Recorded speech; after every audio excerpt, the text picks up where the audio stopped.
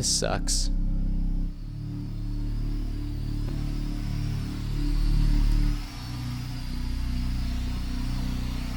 This really sucks.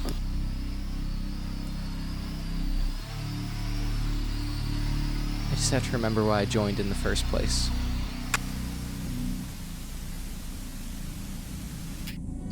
Ladies and gentlemen, we got him. And you have the courage to become someone or I'm gone. And if it doesn't, guys, I'm two professors this week. Who did me? A bill from the ambulance over $8,000. 8,470. Who's gonna carry the boat? That you, buddy. You're in the military, you can earn your degree online at Southern New Hampshire University. When it comes to the pregame flyovers, that is something. And then we're just gonna be a lush that hangs power lines for the state, and you're gonna live in a trailer, we're gonna have 10 kids. Is that the plan? Three types of people in this world. Sheep, wolves, and sheepdogs. What do you want? The big Today we're going to talk about propaganda and the military-industrial complex. Be warned, this essay is going to vary wildly in tone and subject matter.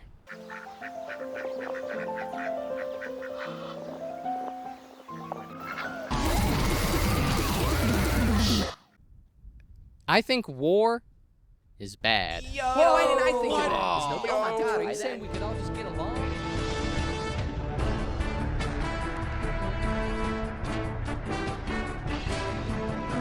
The point of this essay isn't to call everybody in the military baby killers. The Department of Defense is the second largest employer in the world, followed closely by the People's Liberation Army of China and Walmart. Like, my whole family's in the military, like grandpa, dad, brother. I get it, like, if you serve, it's kind of like having, like, school pride, like Army Strong is like Roll Tide. But the guys that never serve, that just love the military, like, if you see at, like, the airport, there's, like, a kid wearing the fatigues, he's like, look, I just gotta shake your hand and thank you for your service. Even the enlisted guys gotta be like, yo, the dick riding is crazy. He's like, yeah, my dad made me join because I couldn't stop stealing Percocets, but I appreciate the gesture. Like, they're just a fan of a branch of the government. That's like if me as a 27-year-old man got really into the post office. Like, I had, like, jackets with, like, flaming envelopes on it. It was like, priority, efficiency, respect. It's like, oh, were you a mailman? Nope, just love the culture. I want to talk about the complete media and entertainment capture by the military-industrial complex that doesn't support the troops, but acts as a support for war. It's a detriment to the troops being put in harm's way, setting up unrealistic expectations through entertainment, and distorting reality to tell a narrative that serves ulterior motives rather than the actual truth. I've interviewed a collection of Marine and Army veterans to hear what inspired them to join, what their preconceptions were like, and if their experience lived up to the narratives that we've created. I want to find out where this war-loving culture originates from. Is it organic, or is there a money trail to follow that reveals things that we take for granted about our society? Before we get into all the different types of propaganda, first we need to talk about how ineffective art is at criticizing the military. Violence is like smoking. It looks sick as hell on camera. You can't smell it, doesn't linger on your clothes or in your thoughts, doesn't make your eyes water. All the same things that apply to hurting somebody. You could spend millions of dollars a year on truth.com ads. Why? Why, God? Why have you forsaken me to experience man-made horrors beyond my comprehension? One close-up of Ryan Gosling wistfully taking a drag will move shipping containers of American spirits. There's a pornographic quality to violence in media, where it exists in an alternate reality, devoid of logic or consequences. It's just base carnal desires you're able to express without guilt or ramifications. One of the most popular genres of pornography is stepmother stuck in dryer. This has been viewed collectively more times than Gangnam Style. Pretty much everybody on Earth at some point has gone, well, I could get into this. Now, I don't exactly know how she's stuck, if that's explained in the world building, if they have some sort of gravity generator, because it looks like she could just back out, but it's beside the point. Do you have a stepmom? Is her name Deborah? Now imagine Deborah is literally stuck in the dryer. Aside from how horrifying the sexual assault would be, and the fact that you'd probably go to prison, Think of your poor father. I mean, the divorce was hard enough on him, and now you've betrayed him with a biblically evil act. You could never make eye contact with any of your family at Thanksgiving again. Even if you didn't like Deborah and you're trying to get rid of her, now you've created a stepmother power vacuum. Think how crazy the next bitch would have to be to come in and fill in that position in these circumstances. The home would be permanently destabilized and could never return to normal. The aesthetics of the subject matter that art critiques and parodies still make it look glamorous. There's hundreds of hours of Iraq war footage set to System of a Down and One by Metallica. Police officers on their lunch break will deadlift listening to Rage Against the Machine and imagine that the Machine is the homeowners association that won't let them spray paint the Punisher skull on their chimney. I've never been to a house party that hasn't played Swimming Pools by Kendrick Lamar. Pour Up Drank is the best chorus you could possibly pour up and drank to. All the other words get drowned out. I'm not above it. I used to take Molly and Percocet in college and listen to Danny Brown talk about how he destroyed his life with Molly and Percocet. I'm like, man, I'm so dark and mysterious like Danny. Check! I'm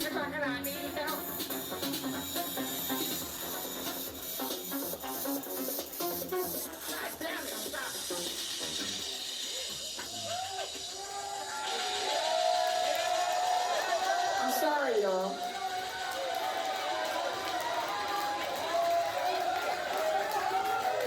It's just me going through my drug thing. And now when I do drug songs, it just make me feel so bad. Like, oh my God, I'm rapping about doing Molly. The kids, probably a lot of kids hear me rap about doing Molly. Molly, doing Molly, and like, shit. Danny Brown rapped about it, ain't too bad, and tried, you know, and fuck your whole life up, man. If I fucked your life up, I'm sorry. I wish Infinity Ward and the Department of Defense would do the same thing, where they're like, hey guys, we're sorry we made Modern Warfare 2 so fun that you actually enlisted, and now you have to spend 4th of July downstairs with the dogs while the kids play with fireworks. That's our bad. I'm sorry. I love Danny Brown, by the way. There's nothing wrong with making music about the realities of drugs or making movies about the reality of war, but the demographic that needs to hear the message the most, teenage boys, are profoundly stupid. Danny's song Dance in the Water off Atrocity Exhibition is about the arrogance in thinking you can fuck around and not get fucked up. You think addiction or PTSD is something that can only happen to somebody else. You're too smart for it. You're too strong for it. I cannot reiterate enough how stupid teenage boys are. When I was 17, I wanted to get a knuckle tattoo that said Pink Floyd. For the many reasons that's stupid, it's too many letters for a knuckle tattoo. I tried to make wine one time by putting grapes in a Gatorade bottle and leaving it in my backyard for 2 weeks. Turns out there's other ingredients to wine, and I got food poisoning from drinking rotten fruit. This is the candidate pool for the spearhead of American foreign policy. The common refrain is, oh, it's a damn shame you can be 18 and die for this country, but you gotta be 21 to enjoy a beer. And people use this to justify giving alcohol to teenagers, instead of maybe waiting until your brain is developed until you sign a contract to become government property. But they want people that feel like their life is expendable, to rope you in before you have a wife or kids or any sort of marketable skills to support yourself. I went to school to become a firefighter after I was binge-watching Rescue Me. I sent in an application to the post office because I was playing Death Stranding. I bought a tracksuit when I was rewatching The Sopranos. Every major life decision I've made is from watching TV and embodying the Ryan Gosling "this is literally me" meme. Is buying a tracksuit a major life decision for you? Yeah, I don't have a lot of shit going on. Everyone thinks they're the wrong character in the movie. People watch Apocalypse Now and think they'll be Kilgore.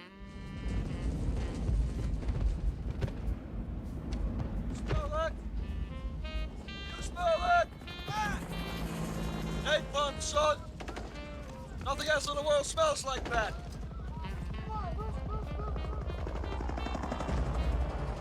I love the smell of napalm in the morning. You're not that guy. You don't want to be that guy. Every drug dealer with a Scarface poster next to their exotic fish tank have all somehow only seen the first 40 minutes of that movie. French filmmaker Francois Truffaut said there's no such thing as an anti-war film. Despite the horrors and the meaninglessness of it all, and the soldiers being presented as victims, the danger is still alluring.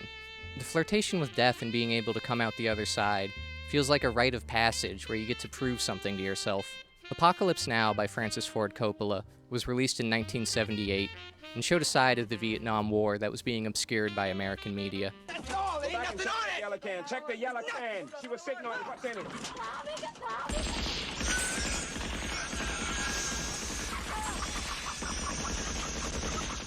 You okay, lad? What? Fuck!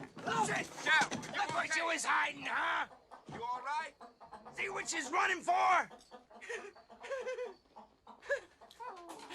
It's a fucking puppy! It's a fucking puppy! Despite that, the next year's military recruitment numbers skyrocketed. This wasn't solely due to the movie. Carter had initiatives for a troop surge, and economic conditions made it make sense for a lot of people to join. But the movie did nothing to offset those efforts. Marine Corps veteran Anthony Swafford corroborated this sentiment in his memoir, Jarhead, a Marine's Chronicle of the Gulf War, while detailing a 3-day movie marathon they had on base as 19-year-olds. After news of imminent war and being told they'd be deployed to the Middle East, they rented every war movie they could get their hands on. We'd rewind and review famous scenes, such as Robert Duvall and his helicopter gunships during Apocalypse Now. We watched Willem Dafoe get shot by a friendly and left on the battlefield in Platoon. Somehow the films convince us that these boys are sweet, even though we know we are much like these boys, and that we are no longer sweet. Vietnam War films are all pro-war, no matter what the supposed message. Mr. and Mrs. Johnson in San Francisco or Manhattan will watch the films and weep, and decide once and for all that war is inhumane and terrible. But Corporal Johnson at Camp Pendleton will watch the same films and be excited by them, because the magic brutality of the films celebrate the terrible and despicable beauty of their fighting skills. We watch our films and drink our beers, and occasionally someone will start weeping. We are afraid, but that doesn't mean we don't want to fight. The supposedly anti-war films had failed. Now is my time to step into the newest combat zone. As a young man raised on the films of the Vietnam War, I want ammunition and alcohol and dope.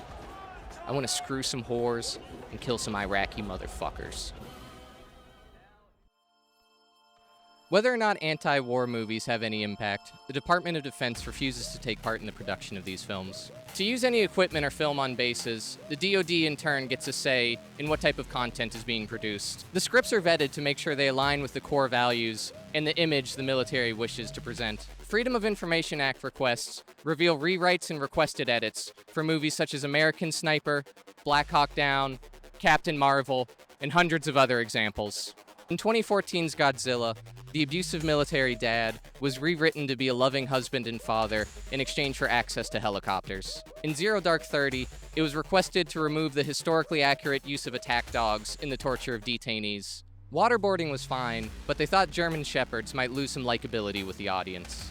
They recommended script changes for Independence Day, where somebody with a military background saves the day instead of a regular citizen. They never want to be seen as incompetent or ineffective, even when facing off against alien invasions or monsters the size of skyscrapers.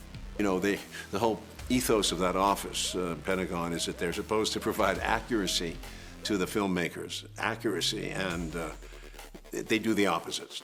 They provide inaccuracy and lies. You show the bad side as well as the good side. We keep making military movies, especially since 2001, glorifying the American soldier, glorifying our patriotism, nationalism, homeland, all this nonsense. We make it into this fetish. We've fetishized the military. No one can say a bad word about them. This is wrong. This is wrong. You have to point out evil when it happens. They've denied assistance in films exploring substance abuse and suicidal ideation in veterans because they don't want to turn people away from enlisting, thinking that they'll have a miserable life afterwards.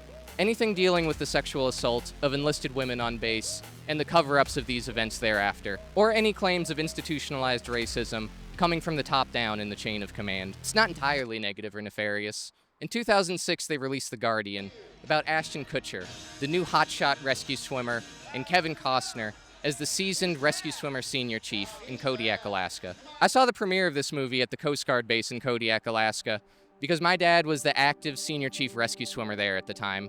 He was Kevin Costner's character in real life. There's not really a lot of criticism for rescue swimmers. There's no System of a Down lyrics about the Coast Guard. I use my dad's veterans discount.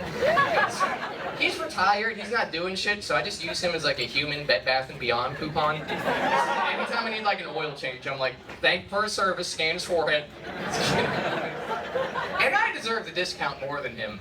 Anyway, he got paid for being in the military. He has like healthcare and shit. I had to move around every 4 years and lose all of my friends. I need the discount. And second of all, he was in the Coast Guard. Does that even count? Nobody gets PTSD from the Coast Guard. It's like, oh, I got stung by a jellyfish. Fucking oh, the sea otter was mean to me at work today. We took heavy splashing. My pants are soaked. You may double, I don't know. No, I'm kidding, he totally has PTSD. He does. No, he's like a rescue swimmer. He's like the guys that like jump out of the helicopters and grab people. And I was talking to him about it one day because I was working on an ambulance for a little bit and I was giving CPR to people. And 0 and 3, by the way, I killed every I didn't save one person. No, in the book, it's so easy. You push, push, blow, blow. In real life, they're slippery. No one's telling you. Kill them all. But I asked him, I was like, Dad, have you ever given CPR to somebody? He's like, yeah, a 30-year career, hundreds, thousands of times. I have no idea how many times I did it. I go, did it ever work? He goes, no. So many people died in his arms. It's like funny to bring up. He's like, are you kidding me? Those motherfuckers are slippery. It was cool, but he thought it was over-exaggerated and dramatized to make a good story. It was about as realistic as Stepmother Stuck in the Dryer porn. Not gonna hold us both. What? Yes, it will. Don't. It'll hold. Give your bell. Give your bell.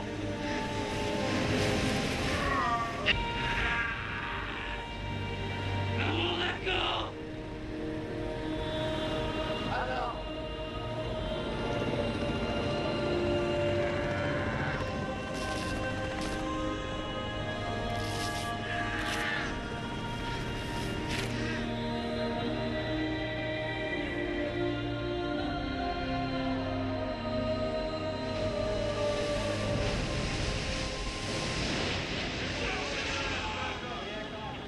There's no mission control center for rescues. They're not having gang fights at the rival Navy bar. Oh, yeah.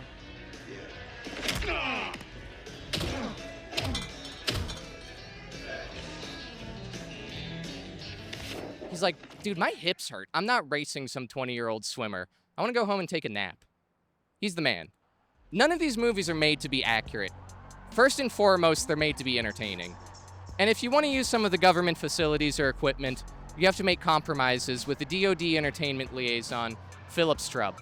Folks in Hollywood want access to our stuff, and we want the opportunity to have some influence over the military portrayals.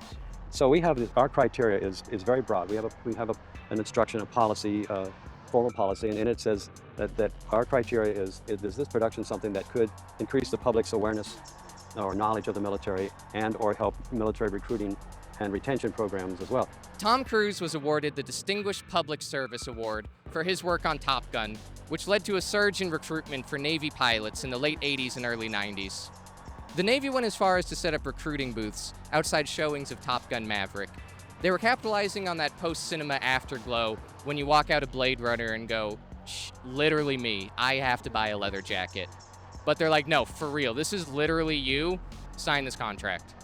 When Anthony Swofford's autobiography, detailing his time in the service, was adapted to the movie Jarhead, the screenplay was sent to the Marines Hollywood Office Deputy Director, Lieutenant Brown, requesting military support for the production. He then received this letter. We have particular instructions from the Department of Defense to follow, and the original script did not meet DoD requirements. It did not show a feasible interpretation of military life, operations, or policies, and these are the guidelines that we follow. Jarhead was unrealistic Hollywood garbage. Ask any Marine. Did you get treated like shit while you wasted your time in the desert with broken equipment? Losing touch with your sense of self? Doing borderline gay shit to kill the boredom while somebody back home was fucking your girlfriend? That's something that no Marine could relate to. A movie that did get the green light 2 years later for its realistic interpretation of the military was Transformers. That's because you the one. Forced me into that car, right? So I think he's scared. What are we gonna do with this shrimp taco? Just bump a cap in his ass, throw him in the truck, and then nobody gonna know nothing, not me. We need more honest depictions for kids to see who may want to enlist. Like Tyrese throwing grenades in slow motion against robot scorpions. Stopping Saddam Hussein's allegiance with the freedom-hating Decepticons is what we're really fighting for. Not only will you get a Camaro with a 38% interest rate, it will also be your wingman while Megan Fox sucks your cock. Hoorah! Apocalypse Now didn't get the blessing of the Department of Defense, so they had to get creative. Francis Ford Coppola and Zoetrope took their production to the Philippines and leased active-duty military helicopters being used in a civil war. The Philippines has been chosen as the location because of its similarity to the terrain in Vietnam. Since the U.S. Army has refused to cooperate with a movie about the Vietnam War, Francis has made a deal with Philippine President Ferdinand Marcos. The production will pay the military thousands of dollars per day, as well as overtime for the Philippine pilots. In return, Francis can use Marcos's entire fleet of helicopters, as long as they're not needed to fight the communist insurgency in the south. There were rumors that the rebels were in the hills about 10 miles away. The Filipino commanders were afraid there could be an attack on the helicopters we were using. In the middle of a complicated shot, the helicopters were called away to fight the rebels. So what? We're taking away 5. 5? They said 2. Wait a second, stand by. We just heard they're taking away 5 of our helicopters. Should we do it?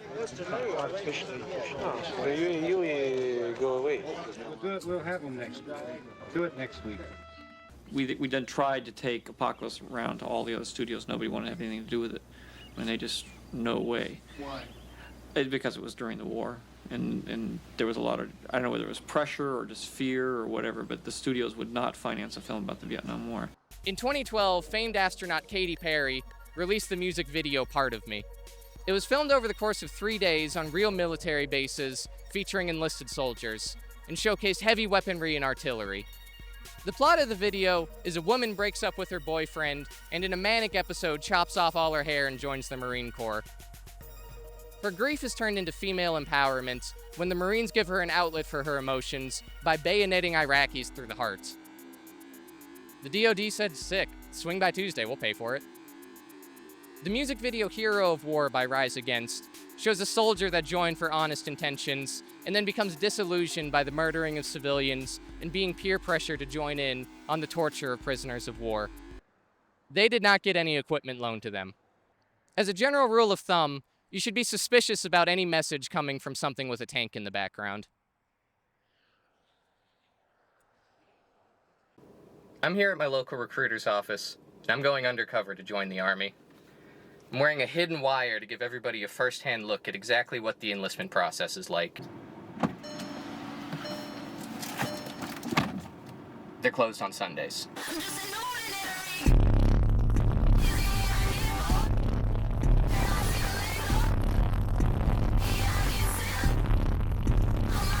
Let's ask these guys instead.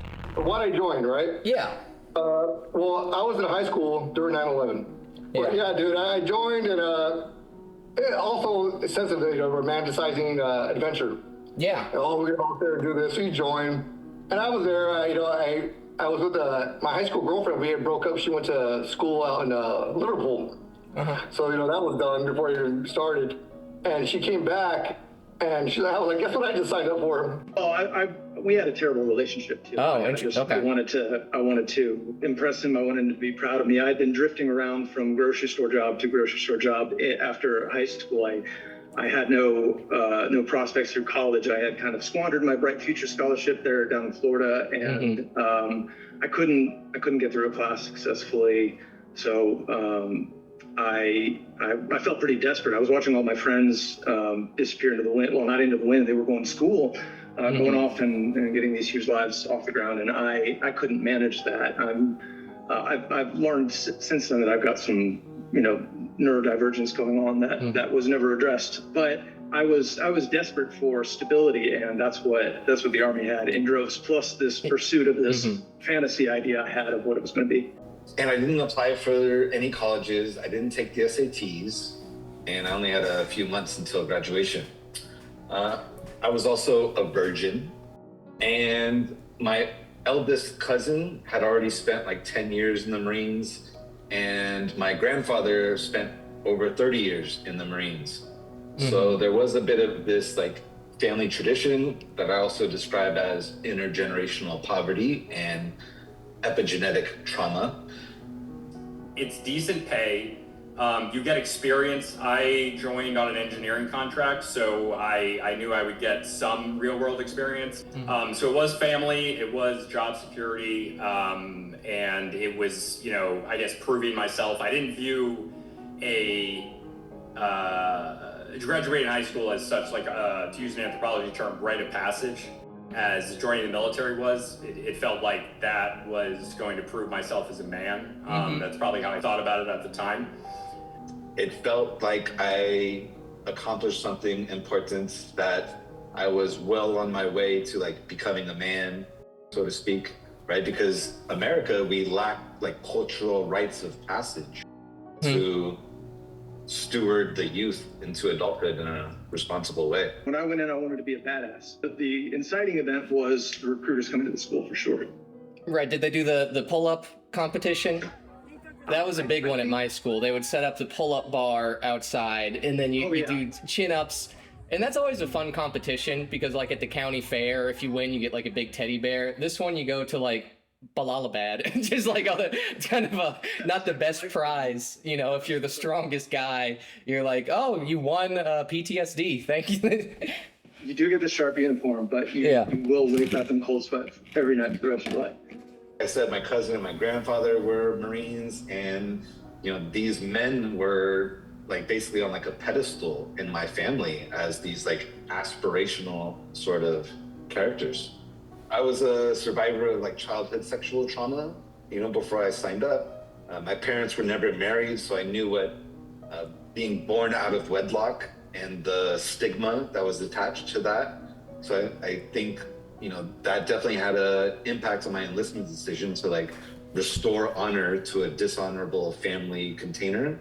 And also, as a survivor of childhood sexual trauma, to sort of join this cult of hypermasculinity to like prove my heterosexuality. Some of these things that are withheld, like, you know, you get like your college paid for, and then you get like healthcare if you go in. Do you think it's almost intentionally by design that way? Like other countries, like you would just have healthcare, or you would just have these things. It's like, do you think that's like a soft recruitment incentive? Like, oh, if we didn't if people were able to go to college for free, like how many less people would join? Yeah, so 100%. Like they struggle to meet recruiting goals already. I think that the U.S. government is opposed to giving free healthcare and free college, but a big part of that is military recruitment. That 10 to 15, 20% that would not join, that would kill their recruiting numbers. And yeah, I think that is almost definitely something that's been brought up in a boardroom in Washington, D.C. multiple times. Yeah, I guarantee it.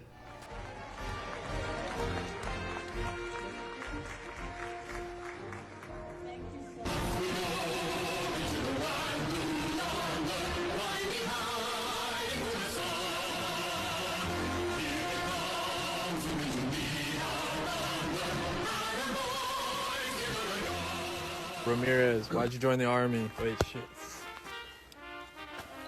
I was in Home Depot working, but they told me, it's like, when I get the green card, you need to join to the army. So that's why I'm here right now.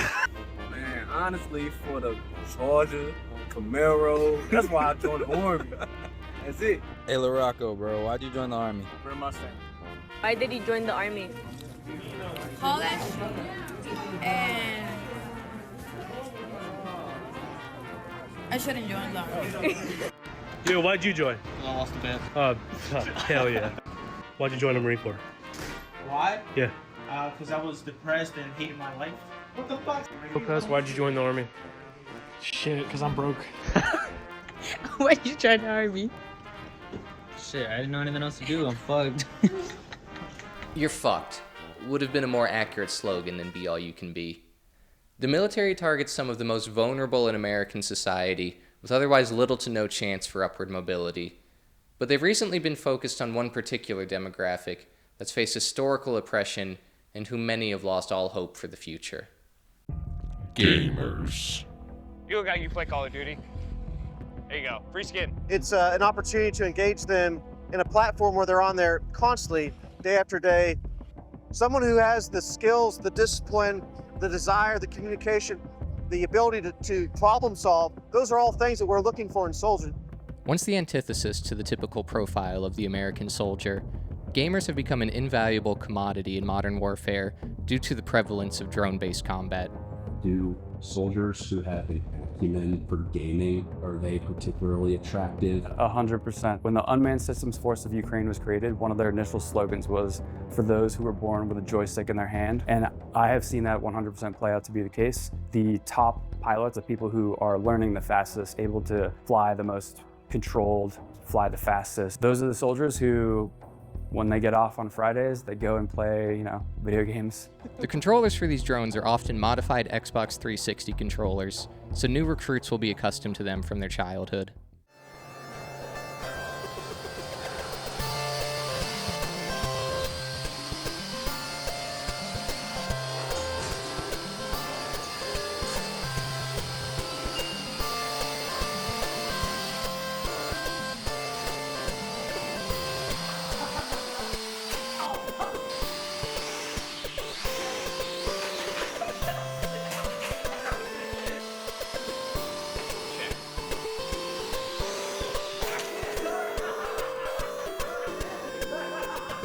But the games you grew up playing start to have consequences. Former Air Force pilot Brandon Bryant served as a sensor operator for the U.S. Air Force Predator program. After he left the active duty Air Force, he was presented with a certificate that credited his squadron for 1,626 kills. At the end of my technical school, I was brought into the drone program, even though they didn't tell me what it was. And they put us in a theater no bigger than this. And they showed a montage video of drone strikes. Ba, ba, ba, ba, ba, boom, boom, boom, boom, boom. Played to heavy metal music. And at the end of the video, a sergeant came down the center, and he stood in front of us, and he said, "Your job is to kill people and break things." The first time that I killed someone, I watched a man bleed out.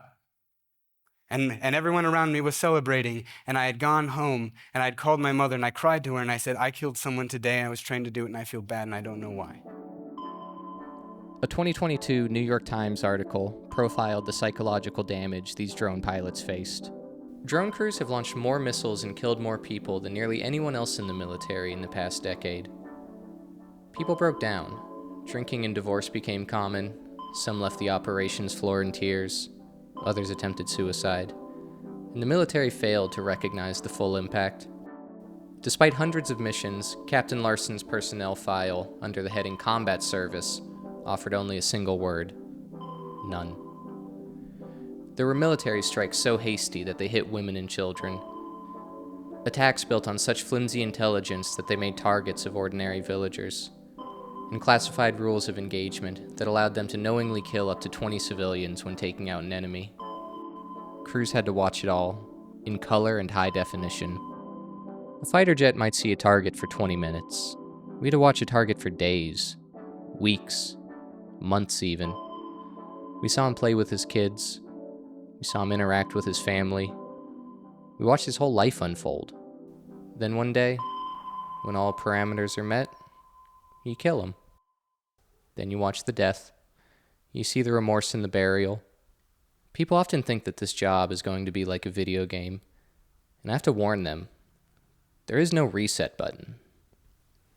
To open up this world of possibilities to the youth of America, the Pentagon developed their own video game, America's Army, which was released for free to the public in 2002. The game was a realistic simulation, using the same loadouts as actual soldiers, and gave tutorials based on real-life trainings.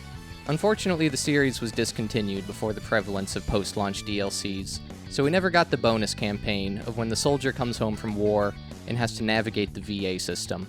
With features such as being told that your hearing loss isn't service-related, being prescribed opioids after a back injury from moving sandbags 10 hours a day for no reason, your insurance randomly deciding to stop covering the pills after you've become addicted, living on the street and being yelled at from a lifted pickup truck to get a job before they roll coal in your face, waiting for the smog to clear so you can read the 3 words on their bumper sticker. Support the troops. In 2018, after missing their recruitment goal for the first time in 13 years, the Army started their own esports team. 16 soldiers out of thousands of applicants are employed to stream full-time and run Discord servers, where they can talk directly to children in their bedrooms and tell them how great their life is in the service. Bro, where have you been? Bro, my headset sucks. Bro, I've been talking to you for 10 minutes. Let's go. There are certain young people that game that we can't actively recruit because of their age, but if we can build that interest in them when they're young, when it comes time for them to make decisions about what they want to do with their future, we hope that their experience interacting with the esports team will plant a seed that, hey, maybe I can be a soldier. What do you say to a parent who says, hey, I don't feel comfortable having the Army have a direct line in my kid's bedroom? You're the parent. What are you doing about it? We're not your child's parent. We're the United States Army. Just like any streamer too involved in their Discord, controversies ensued. Y'all gonna go talk all that crap to my angel on the esports team, the nicest person in the entire world. You little internet keyboard monster. That's what you want. Oh, cool. Nice. Really chill guy. Have a nice time getting banned, my dude. In the chat, users would be banned if they brought up US war crimes or otherwise criticized the military. Until that policy was abandoned, when it garnered media attention on whether this was a violation of the First Amendment. The official Army account was even temporarily suspended for fraud after running a fake bait-and-switch competition promising viewers a chance to win a free Xbox, but when they clicked the link, they are redirected to a recruitment page. Esports, war simulators, and narrative direction in AAA franchises like Call of Duty are all fairly open sources of recruitment, but they also have a secret weapon. College drill, never stop. Own it, be on it. Sign, what's that? Myself up in a raging sea of flames.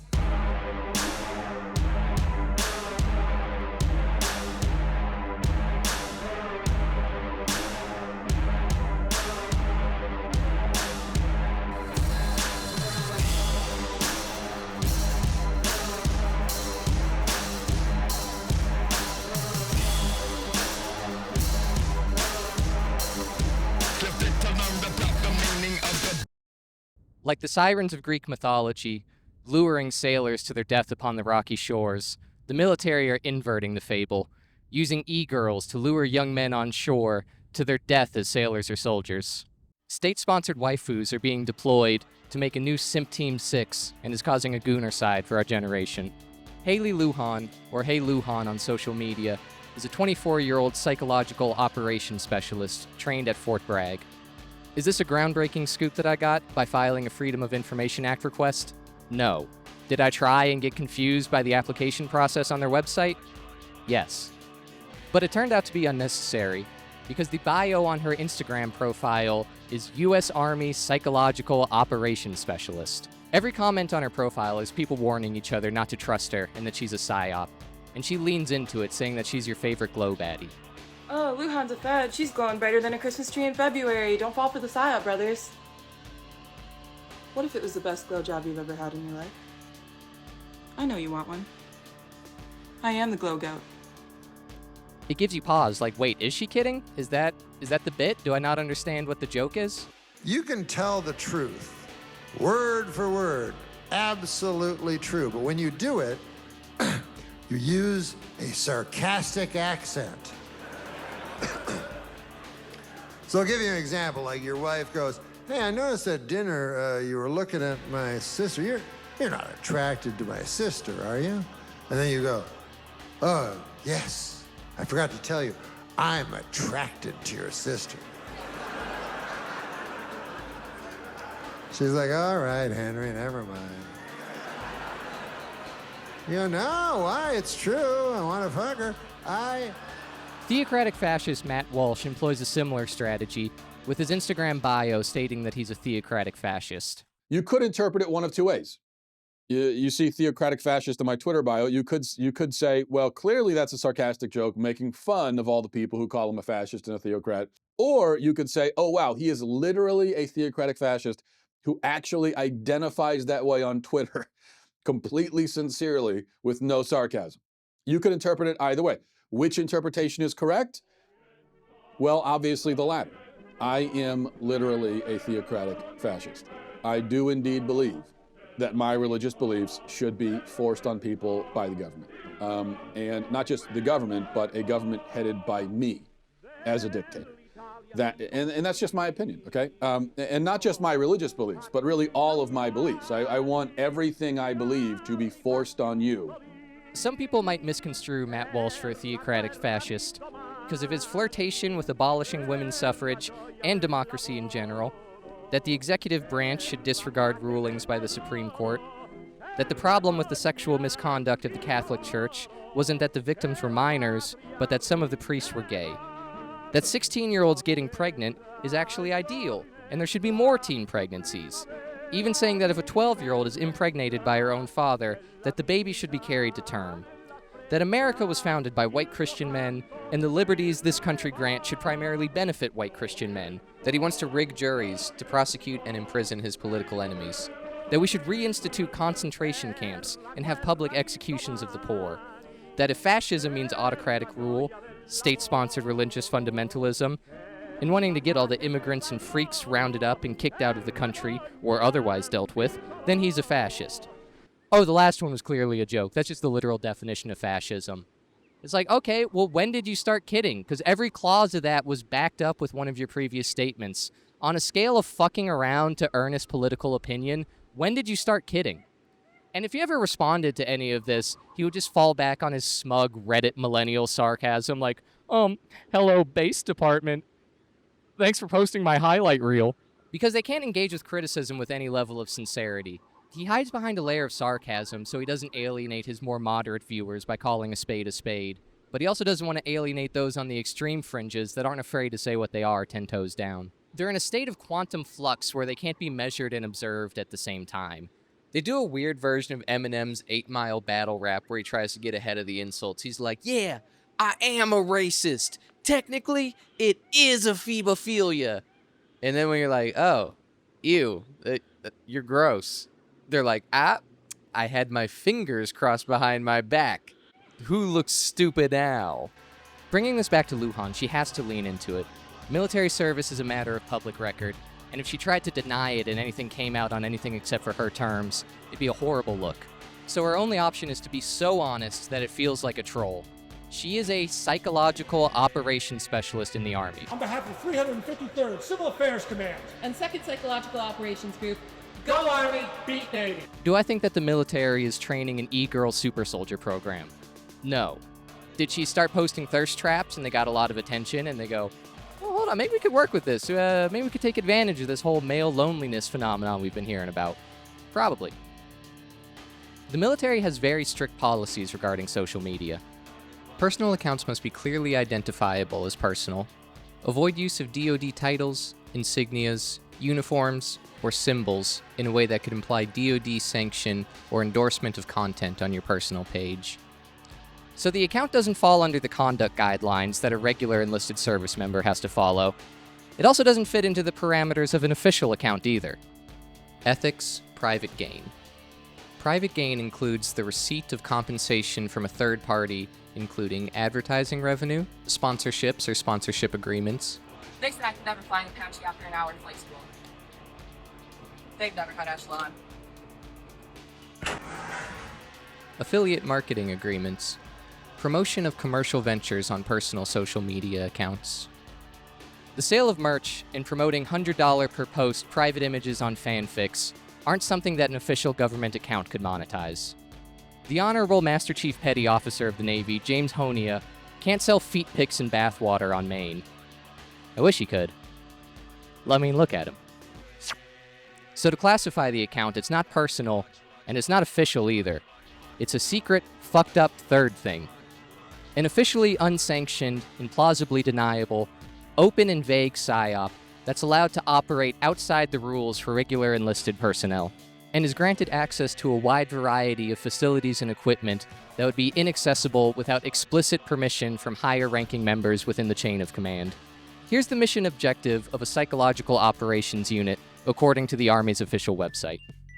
PSYOP soldiers support Army missions by using intelligence, interpersonal skills, cultural sensitivity, and foreign language proficiency to affect the actions and opinions of foreign individuals, groups, and governments. They also use social media, digital marketing, and pamphlets to share information, help to shift beliefs and behaviors in the U.S. Army's interests. Military Information Support Operations mission involves sharing specific information to foreign audiences to influence the emotions, motives, reasoning, and behavior of governments and citizens. This can include cyber warfare and advanced communication techniques across all forms of media. Military deception missions use psychological warfare to deliberately mislead enemy forces during a combat situation. So who is the psychological operation being conducted against? The videos are recorded in English and avoid any mention of global incidents or conflicts. There's no partisan politics anywhere within our content. The only thing being influenced is predominantly young men's perception of what the military will be like and what their experience could be if they joined.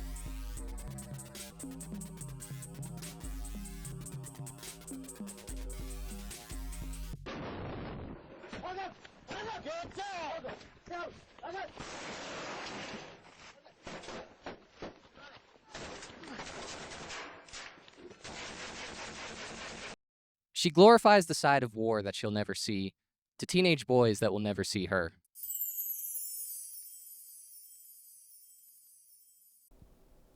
The propaganda doesn't end once you enlist. Now it really begins. They shave your head, take away your clothes, and change your name to the recruit.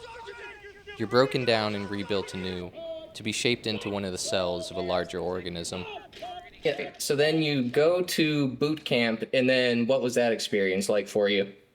Jarring, but just the immediate treatment is it's if you've never been yelled at besides getting griped at by your parents. I mean it's immediate trauma. I can really only characterize it as trauma. Just screaming at you, open insults, swearing, being forced into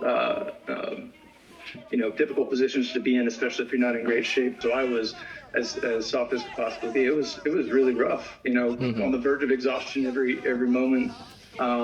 Anytime you're waiting anywhere, if you give the wrong facial expression, you're jumped upon by 3 or 4, sergeants in uniform who are ready to break down every single thing that they can see wrong on your face, and anything you say will be pulled completely apart and twisted upon you. So this is all going on while you're, being issued your uniform. Yeah, it was a circus, and that was, it seemed like by design. There was never a moment of peace. Even at night, you would be having to pull guard, and so you would be woken up at random intervals. You're not sleeping well. You're getting yelled at constantly.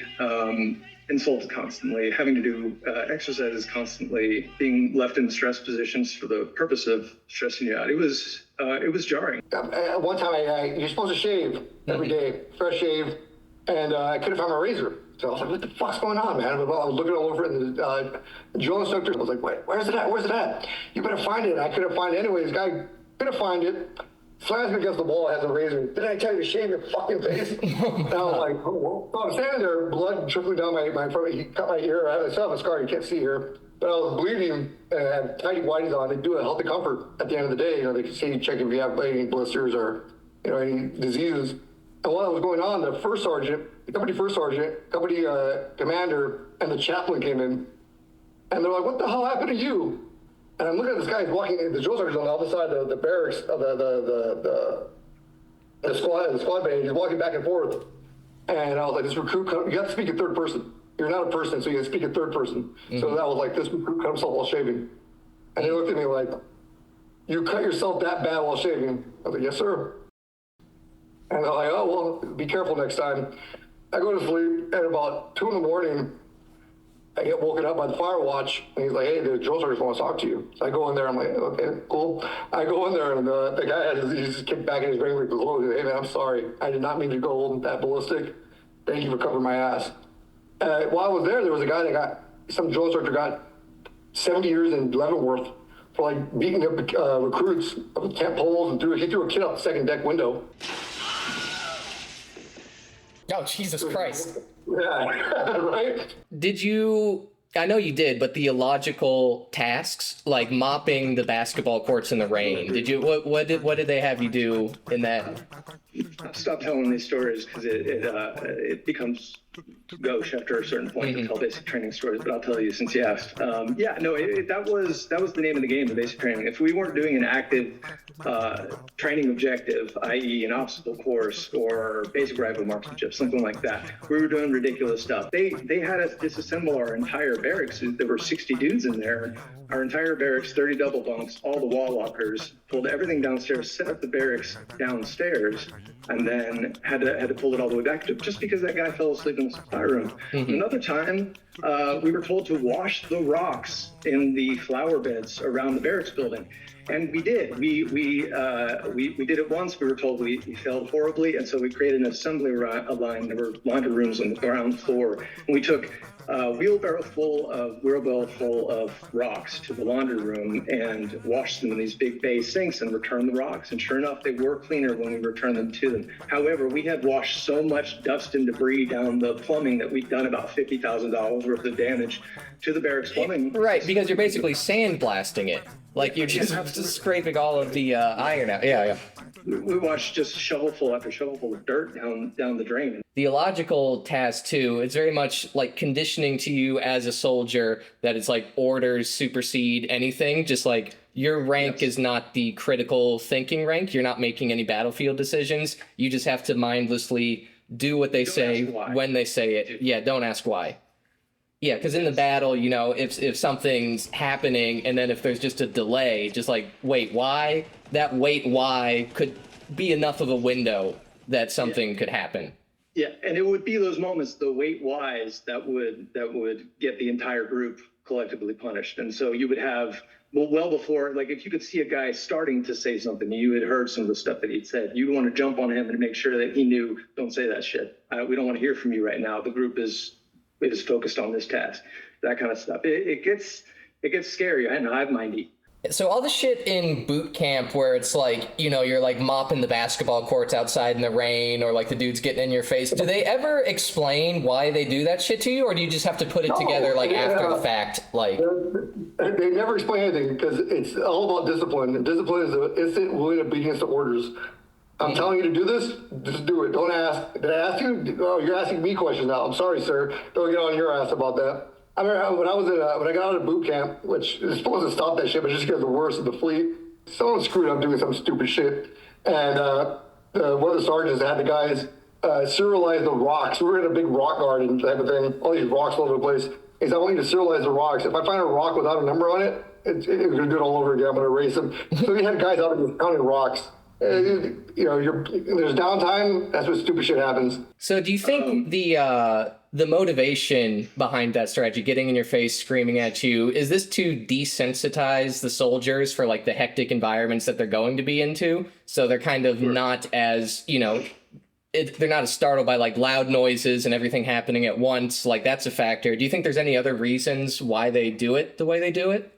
To weed out, if you've ever heard guys who never joined talk about the idea of like, I couldn't serve, I punched my drill sergeant in the face. I just see red, bro. I just start swinging. Yeah. They get in my face. Yeah, so they want to get rid of those guys. Those guys. Oh, or it either you know, makes them put their money where their mouth is and they actually do swing, in which case they get, you know, removed pretty quickly and discharged for any number of other than honorable reasons, or you're pushed to that point and you realize, oh, I don't actually have that in me at all. I don't want to do that. And I'd actually really like this guy to be happy with whatever I'm doing. And so it snaps you in line.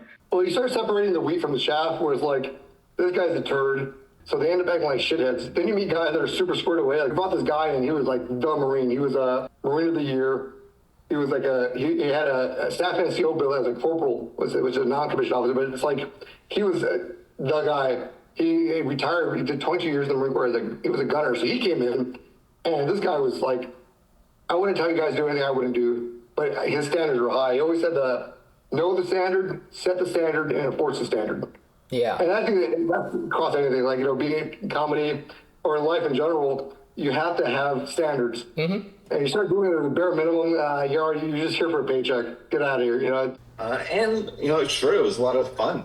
You know, you're overcoming obstacles, you're getting, you know, training and shooting weapons, you know, so a lot of it was really fun.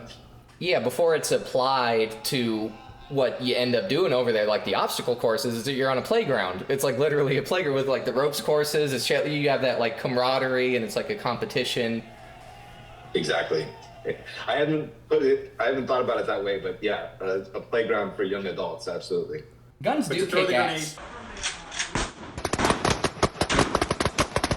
Like in a bubble, without the consequences, just firing guns on the range, it is a lot of fun. So it is weird, like, you know, how much, like, when you're training, you might be, like, laughing with your friends, or if you're just, like, dicking around in the woods or whatever, like, shooting soda cans, and then once you get to the application of that, because, you know, there's no consequences if you shoot a soda can, but then once you're out there, just that shift in dynamic, just like, oh, it is on a base level, like, carnally, like, fun to fire a weapon, but then you're like, oh, no, I just killed somebody. Like, that's such a huge, you know, switch. The experience is extreme. It's not entirely good or bad, but it's extreme. You'll work as hard as you've ever worked, be ridiculed more than you've ever been ridiculed. You don't think I look good in my uniform, Swafford? Sir, the drill instructor looks fabulous in his uniform, sir! Oh, so you're gay then, and you love me, huh? Sir, I'm not gay, sir! Do you have a girlfriend, Swafford? Sir, yes, sir! Yes, again, motherfucker! Jody's banging her right now! Get on your face and give me 25 for every time she gets fucked this month! Down on your face! And in between that, you may have more fun than you've ever had. After training, you'll feel as strong as you've ever felt. They teach positive values like responsibility, teamwork, and perseverance. But the things they drill into you to give up, like individuality, skepticism to authority, and gentleness, you may miss when they're gone. What the fuck are you even doing here? Sir! I got lost on the way to college, sir! Yeah, and I think, you know, 100% of Marines are cult survivors, and one aspect of cults are thought-terminating cliches, and I think earning the title is a thought-terminating cliche that applies to everything that you have to endure in the Marines. Yeah, and it's very jargon-heavy as just an institution, and I feel like that builds like a community. Like there's the in-group and the out-group, just like, oh, this is the way that we speak, the civilians don't understand, like all the acronyms that you would have.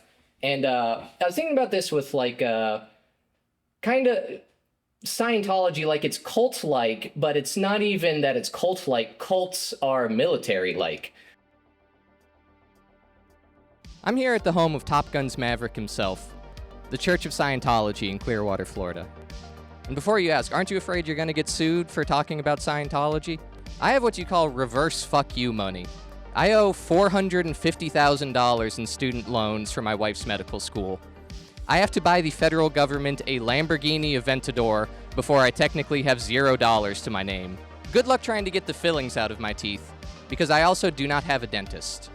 The founder of the church, L. Ron Hubbard, enlisted in the Navy in 1941. He was relieved from his position after sending a ship 3,000 miles in the wrong direction. He was relieved from another position on a subchaser after engaging in combat for 68 hours with a piece of metal that he thought was an enemy submarine. He was then relieved from his position in charge of a patrol boat after 5 hours, being deemed temperamentally unfit for independent command. This experience stuck with him, and after forming Scientology, he said, "Fuck you, I'll make my own navy, with blackjack and hookers." Thus the Sea Org was formed. Taking a page out of his indoctrination in the service, his most devout followers joined the fleet and were given official ranks and uniforms. Instructed to obey orders based on hierarchy, and refer to their superiors based on their titles. Strict, regimented daily routines, and the punitive reinforcement of behaviors with forced labor and public humiliation.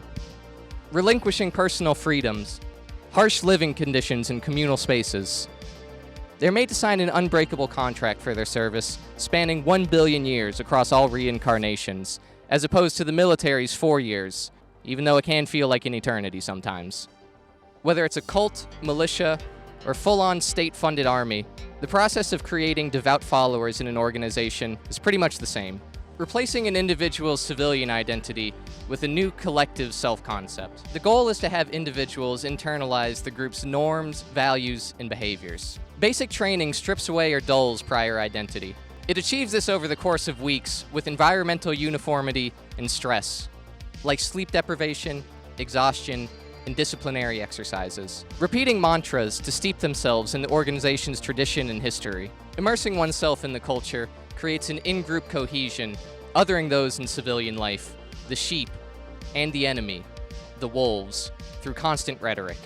Ultimately creating an organizational structure and environment where just about everything is decided for you, via top-down control. Your job isn't to think, it's to act.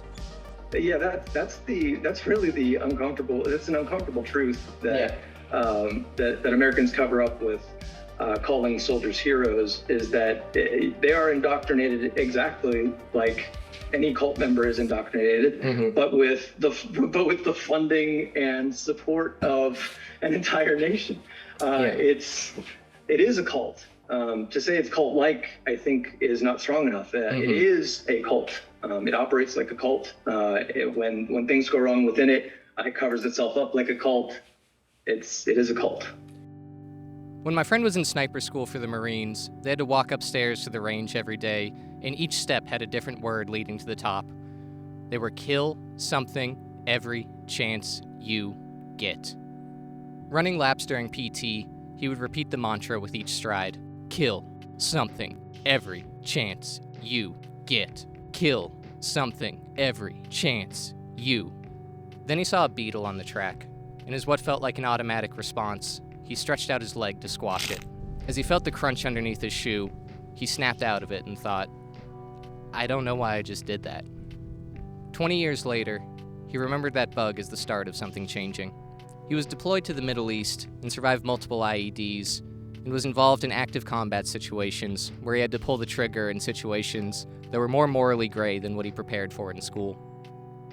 After he got out and matured into his 30s, he had a different idea of what it meant to be tough, and just because you can do something doesn't mean you should. So he went out of his way to avoid hurting anything he didn't have to again. One time he was at a date's house, and a spider ran across the floor, and she shrieked for him to kill it. So he went in the kitchen and grabbed a cup and safely moved it onto the back porch, because he said it didn't have any less of a right to be there than he did. She got the ick and broke up with him because he wasn't man enough to kill a bug for her. One of the important parts of boot camp is to deprogram that part of your brain that says he has as much of a right to be here as I do. During training, you're led in songs called cadences by your drill instructor. They're used to keep pace, build morale, and reinforce military values in how you're supposed to think as a soldier.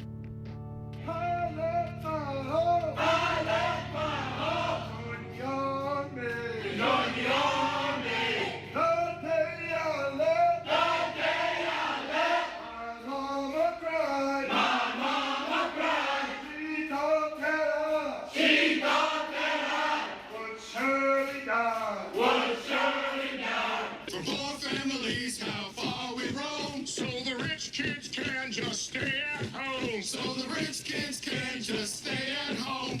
When I come home with PTSD, when I come home with PTSD, the VA hospital won't care for me. The VA hospital won't care for me. I'll probably end up homeless out in the dark. I'll probably end up homeless out in the dark. To get laid on the screen by Mark. Many of the cadences acknowledge that this sucks. You left your family, everybody's gonna hate you, you'll probably die. It's insane, and no normal person would want this or could handle it. But you're not normal. You're a Marine. You're exhausted, but it doesn't matter, because there is no you. You're part of something bigger than yourself. It's transcendental, like a congregation being led in worship. But you're not a docile lamb of God. You're a sheepdog, and you have one objective.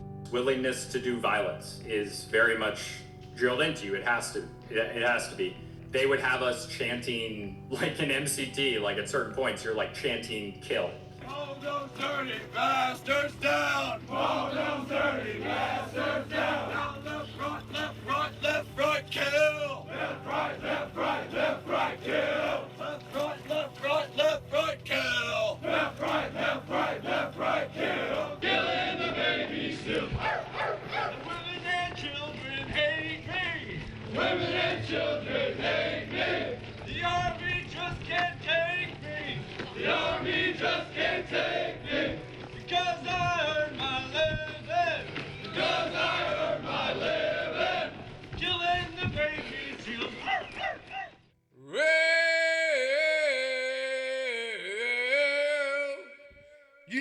make me wanna kick my heels up and throw their hands up and throw my head back and come on now. Don't forget to say you will. Don't forget to say yeah, yeah, yeah, yeah, yeah. Say it right now, baby. Come on, come on. Say yeah, well, yeah. Say that you love me. Say that you need me. Say that you want me. You wanna please me. Come on now. Come on now. Come on now. I still remember when you used to be 9 years old. I was a fool for you from the bottom of my soul. Now that you're grown up, enough to know. Yeah, yeah, you wanna leave me. You wanna let me go.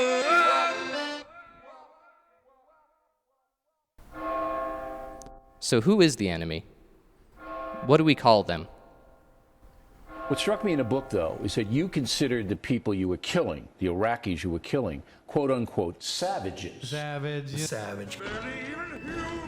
Higher ups in the chain of command will police how events on the battlefield are discussed. If a fellow soldier dies in the line of fire, he wasn't popped or iced. Private Ramirez was killed. Conversely, if you were to shoot somebody, you didn't kill a man, you smoked some hot. I heard every slur under the sun. Right, so worst ones. A lot of those like vet fluencers that I see, they call them like savages, comes up very frequently, or like, you know, if you just want to use the out and out slur. But was the one I heard the most. Yeah, he was going around a lot. And I did use it. I didn't understand, and that's not an excuse. I didn't understand. I did use it, and mainly there was a place on the post where you could get bootleg DVDs, and that was referred to as the hot shop. Right. So that was the capacity in which I would use that term. But yeah, I did absolutely. Thankfully, I avoided the worst ones. That doesn't make me any better, I don't think.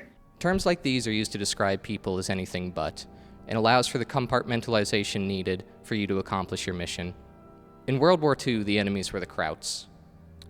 And that's the only example I'm going to give. You have uncles. Fill in the blanks for each subsequent race afterwards. It's kind of necessary to have that like cognitive dissonance, just like, sure. Yeah, I'm not a serial killer. This is sanctioned by the government. I'm helping. These are animals. Yeah, that attitude definitely. It factors in, and it factors into training too, because that terminology doesn't pop up out of nowhere. A 19-year-old who comes in wanting to be a badass won't necessarily know all of those, but learns them really quickly, because they're used around you, and they're used around you by, you'll be in basic training on a range with a guy that you're told is the expert in this, and that's how he is speaking about them.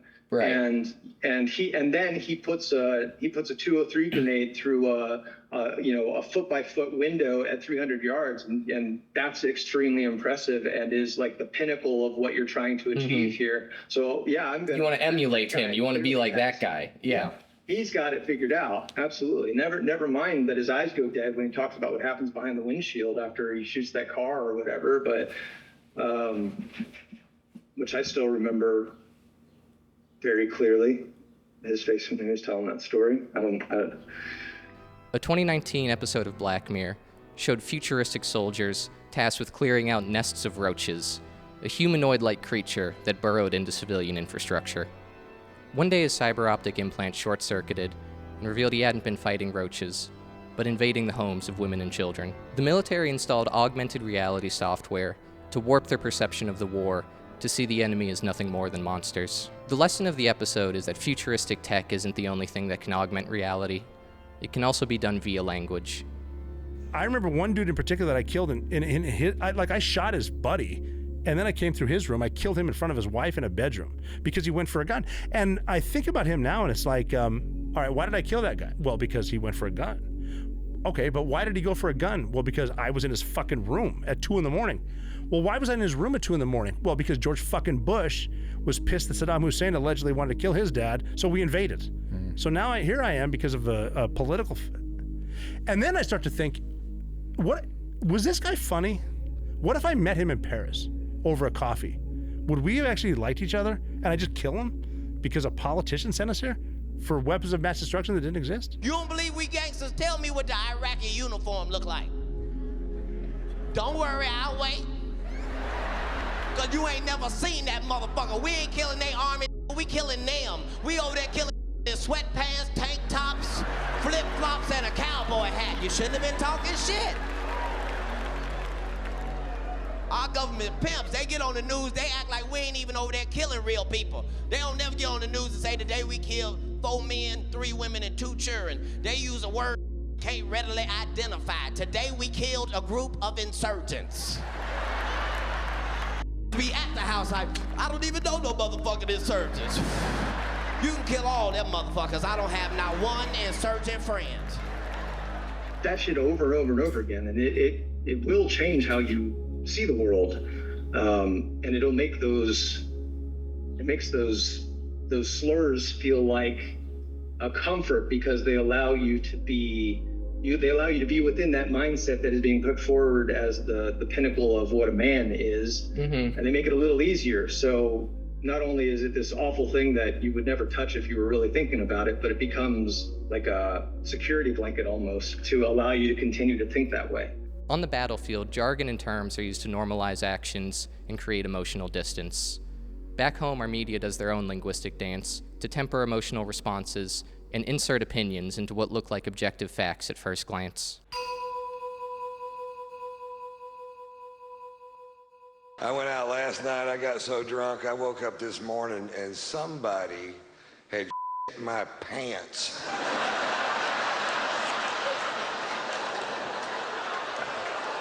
I don't know who it was,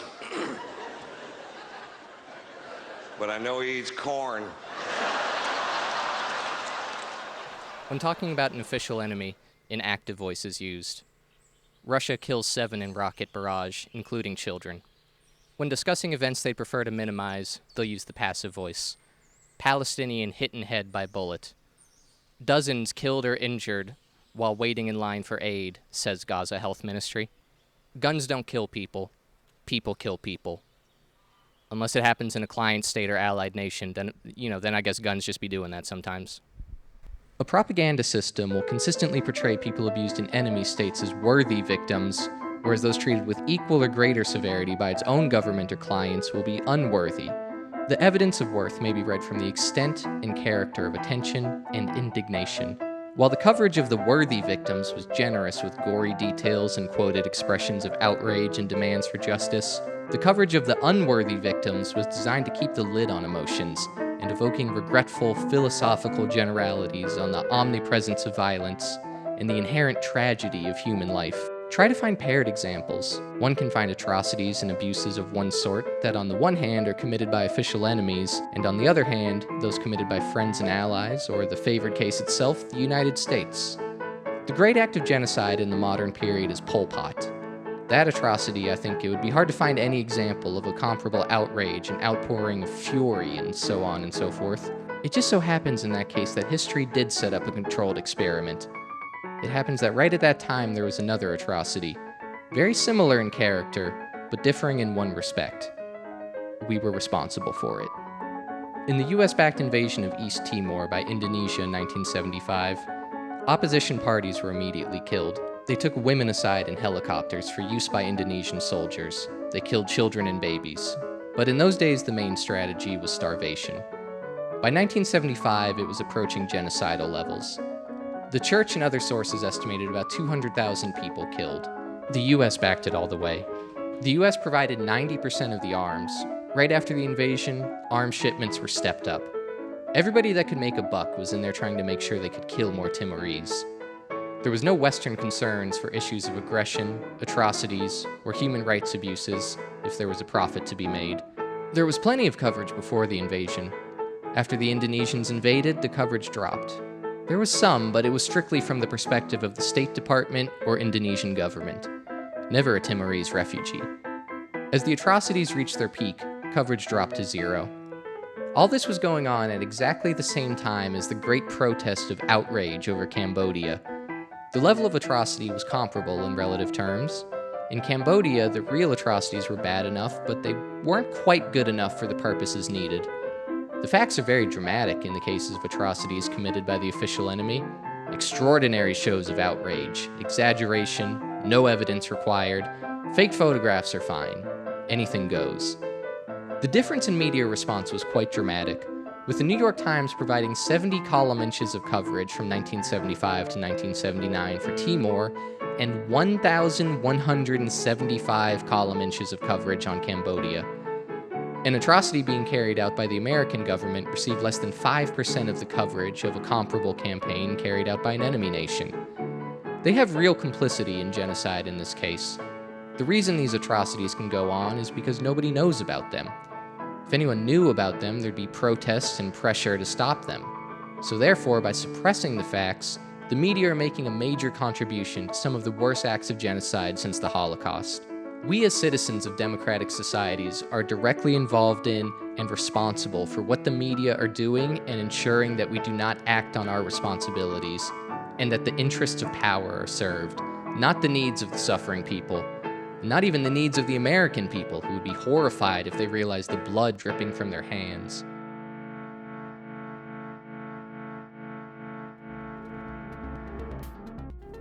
We've been in a war on terror for the last 24 years.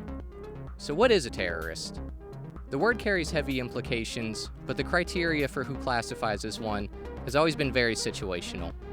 When the American colonists rebelled against imperialist England, they were patriots and heroes. When the IRA rebelled for their God-given right not to be British, they were labeled as terrorists. When the Mujahideen fought against the Soviet invasion, they were freedom fighters. When they evolved into the Taliban and employed similar tactics against the American invasion, they became terrorists. The Contras in Nicaragua employed torture, kidnapping, and murdering civilians, and were heavily funded by the CIA and became our allies in the South. Mexican and Venezuelan cartels were recently designated as FTOs and are— Oh my God, you scared the fucking shit out of me. Jesus. Mexican and Venezuelan cartels were recently designated as FTOs and are referred to as narco-terrorists for employing violence and drug trafficking. When the US military in Afghanistan were using violence to protect poppy fields for drug trafficking, they were, environmentalists. Yeah, they just didn't want anyone to hurt the poor poppy plants. There's weird stuff like with the poppy fields in Afghanistan, how the Taliban are wanting to burn down the poppy fields because they're like, oh yeah, opium is like destroying our country, we don't want this shit here. And then the troops— You see like little kids that have like, they have a kind of track marks on their arms. Like it's an 8-year-old shooting up. And the Taliban's like, yeah, as you said, that's it. And we're over there defending it. And some of the big storage units of the Marine Corps were defending these poppy fields. And it's like, for what? And then you see the Sacklers cashing a big paycheck at the end of the day. I'm the Lorax. I speak for the heroine. The Sackler family will keep us safe and care for us again. We can't let the Taliban harm us before we can be bought and sold by big pharmas. I'm not trying to undersell any of the violence committed by these groups. Are you saying that you support— Do you unreservedly condemn? I don't like nobody. Dogs, horses, fish, roaches, worms, butterflies, ants. I don't like nothing. I just think we need some clarification on the definition of the word terrorism if we're going to have a never-ending war against it. Right now it's treated like champagne. Like how you can only get champagne from a certain region of France, otherwise it's just sparkling wine. Terrorism is only terrorism if it goes against the political and economic aims of the United States. Otherwise, you're just a sparkling freedom fighter. Let's listen to how the Lebanon pager attacks are discussed by these sparkling freedom fighters on 60 Minutes. On September 17th, after Israel and the terrorist organization Hezbollah had been in an escalating war for nearly a year, the Israeli spy agency Mossad launched one of the most daring and sophisticated deceptions in the history of counterintelligence, the pager plot. Mossad created a bomb in a pocket and tricked Hezbollah fighters into unwittingly wearing these devices on their bodies. We spoke with 2 recently retired senior Mossad agents with leading roles in the operation. We have an incredible array of possibilities of creating foreign companies that have no way being traced back to Israel, shell companies over shell companies who affect the supply chain to our favor. We create a pretend world. We are a global production company. We write the screenplay, we're the directors, we're the producers, we're the main actors, and the world is our stage. Okay, this is a supervillain. This is literally the Hammer of Baravia. This is like the host of Love Island sitting down for an interview with Bane. We're here with the man that destroyed Gotham, the most ingenious and cunning operation of the 21st century. Now let's get into your childhood. You stated you weren't just born in the darkness, you were molded by it. That's the scariest fucking thing I've ever heard. This is how the attacks were covered by independent journalists. Many of those who were victimized by these attacks were civilians, were women and children, medical workers and others. And even some of those who were targeted were not combatants. They may have been affiliated with Hezbollah, but mere affiliation with a political organization does not make someone a legitimate target under international law. Now let's check back in with American media and see how many war crimes he admits to in this 13-minute puff piece. The operation started 10 years ago, not with pagers, but with weaponizing walkie-talkies. Inside the battery, there is an explosive device. And that was the invention, to put an explosive device that couldn't be detected into the battery. Correct. Hezbollah bought over 16,000 of these exploding walkie-talkies that Israel then didn't activate for 10 years. It is prohibited to use booby traps or other devices in the form of apparently harmless portable objects, which are specifically designed and constructed to contain explosive material. But walkie-talkies are only worn in battle, so Mossad began developing a new device that Hezbollah fighters would have in their pockets all the time, a pager. So it's very sleek, it's very shiny, and it certainly can fit in a pocket. It has character. Character meaning added features, which they touted in fake ads on YouTube. Robust, dustproof, waterproof, long battery life. But wait, there's more! It's only receiving messages and several grams of explosive. Could you use it as a tracking device? Did it have intelligence capability? Oh no, this is a very stupid device by nature. They should at least make sure that the information is precise and recent, that the precautions and restrictions laid down in Article 57 are observed. In case of doubt, additional information must be requested. On September 17th at 3:30 p.m., pagers started beeping all over Lebanon. If we push the button, the only one that will get injured is the terrorist himself, even if his wife or his daughter will be just next to him. Outside the combat area, the military character objectives that are to be attacked must be clearly established and verified. Similarly, the limits of such objectives must be precisely determined. What ensued was mayhem. People with pagers blowing up on the street, on motorcycles, hospitals filling up with the wounded, limbs, fingers torn off, bloodied, blinded, holes in stomachs. The very next day, Mossad finally activated the walkie-talkies that had been dormant for 10 years, some going off at the funerals of those killed by the pagers. Without prejudice to the provisions of the Hague Convention, it is prohibited to commit any acts of hostility directed against historical monuments, works of art, or places of worship which constitute the cultural or spiritual heritage of people. All in all, about 30 people died, including 2 children. Around 3,000 were injured. The aim, it wasn't killing Hezbollah terrorist. If he just dead, so he's dead. But if you're wounded, you have to take him to the hospital, take care of him.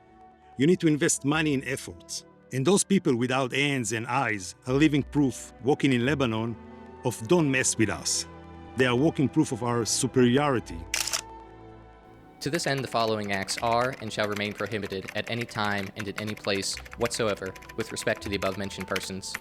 Violence to life and persons, in particular, murder of all kinds, mutilation, cruel treatment, and torture. And this part isn't necessarily against the Geneva Convention. Why'd this one decide to do blackface? If there's not going to be any response from the international community for the crimes against humanity, can we at least get K-pop stands to, like, cancel him or something?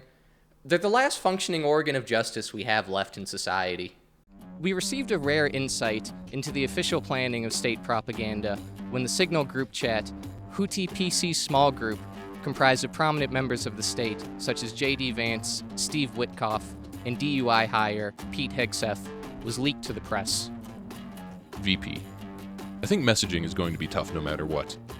Nobody knows who the Houthis are, which is why we would need to stay focused on 1, Biden failed, and 2, Iran funded. Hegseth out. I've never seen a Houthi or a Houthi or however you pronounce it. I don't even know what they look like. I haven't seen them back home in Rome, Georgia, where I live. I haven't seen them in Washington, D.C. And I keep saying that how is this a threat to everyday Americans when they are not threatening us here at home in our homeland?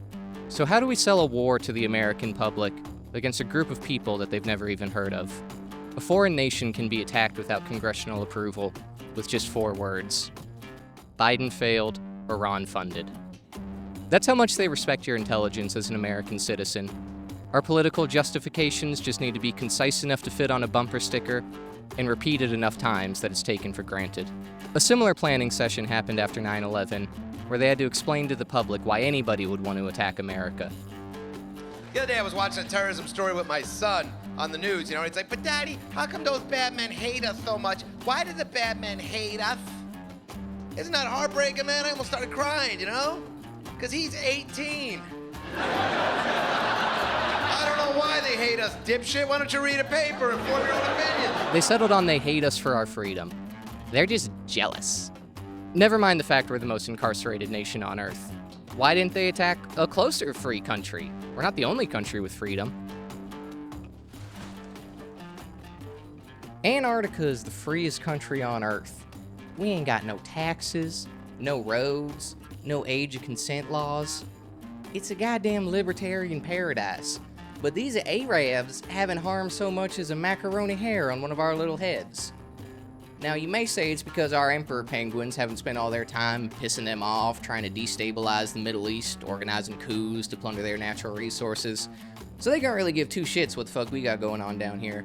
But, all that's above my pay grade, man. I'm just trying to chill.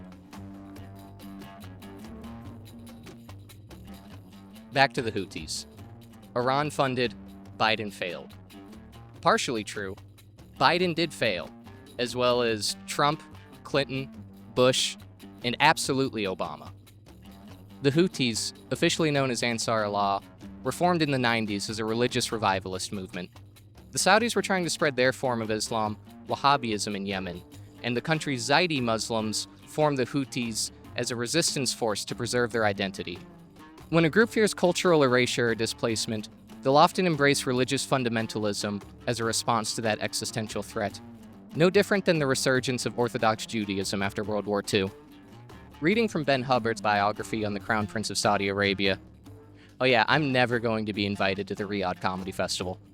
The Saudis insisted that the Houthis were a dangerous proxy force that Iran was using to expand its influence, and that the war was necessary to prevent the Houthis from threatening Saudi Arabia. Historically, there had been limited links between the Houthis and Iran, whose religious establishment looked down on the Zaidi beliefs. But once the war started, and the Houthis found themselves against a significantly stronger force, they welcomed Iranian help to fight back. The link between the Houthis and Iran would grow through the war, making the Iranian threat to Saudi Arabia from Yemen at least partly a self-fulfilling prophecy. In 2015, the United States supported Saudi Arabia in their bombing campaign of Yemen, with the Obama administration approving a $1.29 billion contract to the Al Saud Kingdom. Some people don't even count Obama as the first one. Well, that's like they're like, oh yeah, he was black, but he wasn't like a black president, which is like the most offensive shit ever. Because what is a drone strike but the highest level of drive-by shooting? For every intended target, there's like 13 civilian casualties. Isn't that the blackest shit you've ever heard in your life? Isn't that just any weekend in Dallas? Like, there's just a kid playing soccer in Yemen somewhere. They're like, what the fuck? Where's that bass coming from? Amir, why is the Wu-Tang Clan getting louder? Drone flies in sideways, just fucking raises the shit up.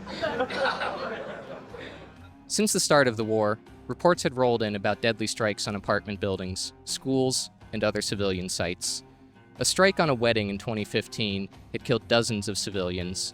An attack on a hospital shortly before I arrived killed 15. Yemeni citizens digging through the rubble of the Saudi strikes easily found parts of American bombs. In most cases, they could safely assume that the bombs had been dropped by American-made jets, been refueled in the air by the U.S. Air Force, and flown by U.S.-trained pilots.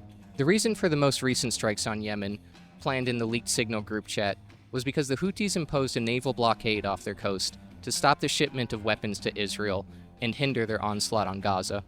When a ceasefire was enacted, the blockade was lifted, and commerce was allowed to flow through the Red Sea. When Israel unilaterally violated that ceasefire, the blockade was put back in place. Concurrently to this policy, Israel was enacting their own naval blockade on Gaza, the same blockade that's been in violation of international law for the past 20 years, blocking humanitarian aid ships carrying food, medicine, and prosthetic limbs for children maimed in the war. Again, we see the tiered enforcement of international law and the arbitrary nature on whether an act is deemed as terrorism or legitimate means of a country's national defense. To clarify, the Houthis have committed their own crimes and have done harm to Yemeni citizens and people traveling through the Red Sea. But there's no good guys and bad guys. This isn't an episode of Paw Patrol. Not everything is black and white. But the messaging from the media and our leaders leave out the context that doesn't fit on a bumper sticker and make us think that violence is the only clear-cut solution when historically all it does is beget more violence and keep the sale of weapons flowing. With less and less people relying on mainstream media, most Americans cite social media as their primary source of news. You'll hear about an event like Blake Lively versus Justin Baldoni. You can go, let me take a vibe check on Twitter. Who am I supposed to be mad at this week? They both suck. Interesting. Public perception and the appearance of democratic consensus are powerful influencers. Something like the price of a new altcoin going to the moon will inspire people to buy shares, which in turn inspires people to make more posts and then buy more shares, and then the sentiment snowballs to manifest reality. This encourages dishonest players to create false buzz and engage in pump and dump schemes, where hundreds or thousands of artificial bots will hype up the price of a worthless stock or coin and encourage real people to get in on the action. Once the price rises, the people that have been in since the ground floor creating all the false hype will cash out, leaving the victims holding the bag. Warehouses full of cell phones connected to an RDP machine and controlled by a human operator or AI are called bot farms. They can get trending hashtags in a matter of minutes, or boost disinformation to drown out accredited sources. Bots can be used for anything from manipulating the market to aspiring e-celebs buying fake followers to fake it until they make it, or even foreign nations influencing public opinion. Research shows that 9 to 15% of all Twitter accounts are social bots, and 19% of the interactions on the platform are between these bots and humans. This broke boomers' brains. If you see any argument on the website, after about 3 exchanges, you'll see a 60-year-old woman from the Midwest going, "Why bots?" They can't fathom that anybody would disagree with them, so they convince themselves that the Russian government is running a disinformation campaign to convince them that Yellowstone is a bad TV show. It's becoming impossible to gauge what the general consensus is on a topic, or if you're even talking to a real human being. While somebody saying that Yellowstone sucks isn't a high priority for social engineering, foreign nations and domestic interest groups do have narratives they wish to appear as having public approval. When people refer to the Russia hoax, the only part that was unsubstantiated is that there was collusion within the American government to assist them with what they were doing. It's a verified fact that the Kremlin utilized bots to sow political and racial division in American culture. For some reason, there's a dude in one of those big fluffy hats using Facebook to try to make you and your uncle beat the shit out of each other in 2016. Social bots are utilized on the user side to engineer discourse, but it can also be manipulated from the top down, with social media platforms altering their algorithm. There are lots of ways social networks can control how many people see certain posts. Virtual knobs and dials can be adjusted to make content more or less visible depending on the platform priorities. Once they're decided, the moderation is happening all the time, usually by machines, in a split second.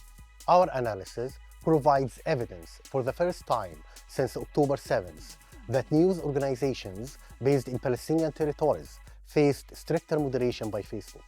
Within a week of the Hamas attack, the code was changed. essentially making it more aggressive towards Palestinian people writing comments on Instagram posts. They gave us these leaked documents showing an order to strengthen the precision threshold further from 40 to 25 for Palestinian authors only. This means the algorithm only has to be 25% sure a comment from a Palestinian based in the West Bank or Gaza was potentially violating guidelines to make it less visible to other users. An engineer raises a concern about the order. They say, seems odd to be decreasing the threshold this significantly for only one country. This kind of bias will affect the whole narrative.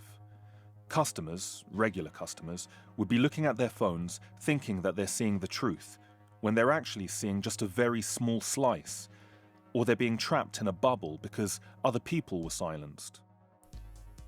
Mark Zuckerberg has admitted that Meta were strongly encouraged by the government to deprioritize or shadow ban content they wish to suppress, such as the Hunter Biden laptop story or the now widely accepted lab leak theory, as opposed to the official narrative that a bat fucked a Pokemon. They pushed us super hard to take down things that were honestly were true, right? I mean, they basically pushed us and said, you know, anything that says that vaccines might have side effects, you basically need to take down.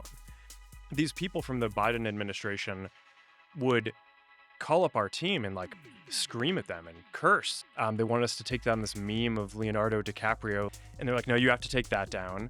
We just said, no, we're not going to take down humor and satire. We're not going to take down things that are true. Then like all these different agencies and branches of government basically just like started investigating and coming after our company. Large corporations that operate in the legal gray area of emerging technology have to worry about Congress passing laws that could hinder their operation in regards to things like data collection, but have the unspoken agreement that if you play ball, maybe you won't end up in the crosshairs of legislation.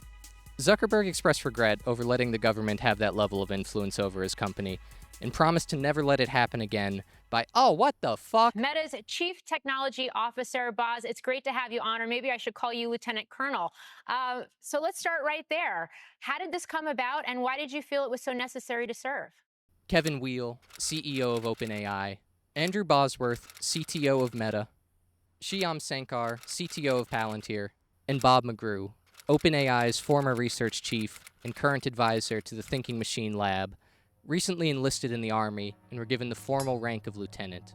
They've pledged to revamp the military's technological infrastructure and integrate AI into how the war machine operates. Consider the conflict of interest when profit-driven corporations required to return shareholder value at exponential growth year after year start to generate a significant portion of their revenue through war and conflict. Would the prospect of peace stagnate fiscal growth and go against their fiduciary responsibility to return profits to their investors? BlackRock recently sued United Healthcare for not denying enough insurance claims after the actions of one particular Italian plumber. Now imagine if BlackRock implemented and maintained an AI-driven claims department to have the final say on if a family received coverage to give their child a life-saving surgery. The lines between tech and big business and entertainment and the military are all starting to blur together. On a recent episode of America's Got Talent, one of the competitors was a showcase by Boston Dynamics. A DARPA-funded private military contractor had their autonomous sentry drones doing a synchronized dance to Queen while boomers in their lazy boy recliners were like, oh, how cute, it's a little dog. If it was an episode of Black Mirror, you'd be like, dude, it's too on the nose. They were having Terry Crews scratch its head as if it won't be patrolling the streets with a machine gun on its back in 10 years. The Army Research Laboratory robot dogs reflect the latest in Army innovation. War is a racket. It always has been. It is possibly the oldest, easily the most profitable, surely the most vicious. Sponsor, Coinbase. It is the only one international in scope.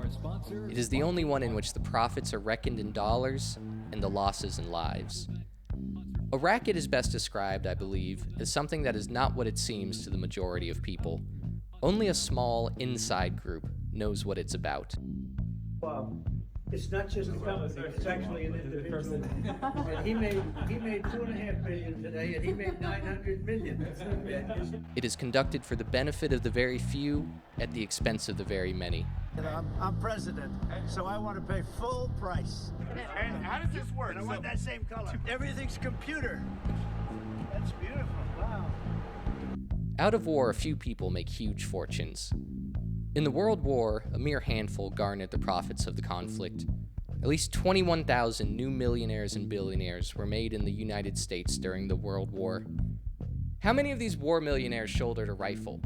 How many of them dug a trench? How many of them knew what it meant to go hungry in a rat-infested dugout? How many of them spent sleepless, frightened nights ducking shells and shrapnel and machine gun bullets? How many of them parried a bayonet thrust of an enemy? How many of them were wounded or killed in battle? Out-of-war nations acquire additional territory if they are victorious. They just take it. The newly acquired territory promptly is exploited by the few.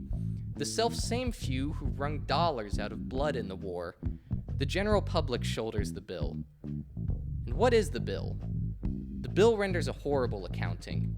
Newly placed gravestones, mangled bodies, shattered minds, broken hearts and homes, economic instability, depression, and all its attendant miseries, back-breaking taxation for generations and generations. For a great many years as a soldier, I had a suspicion that war was a racket. For until I retired to civil life did I fully realize it.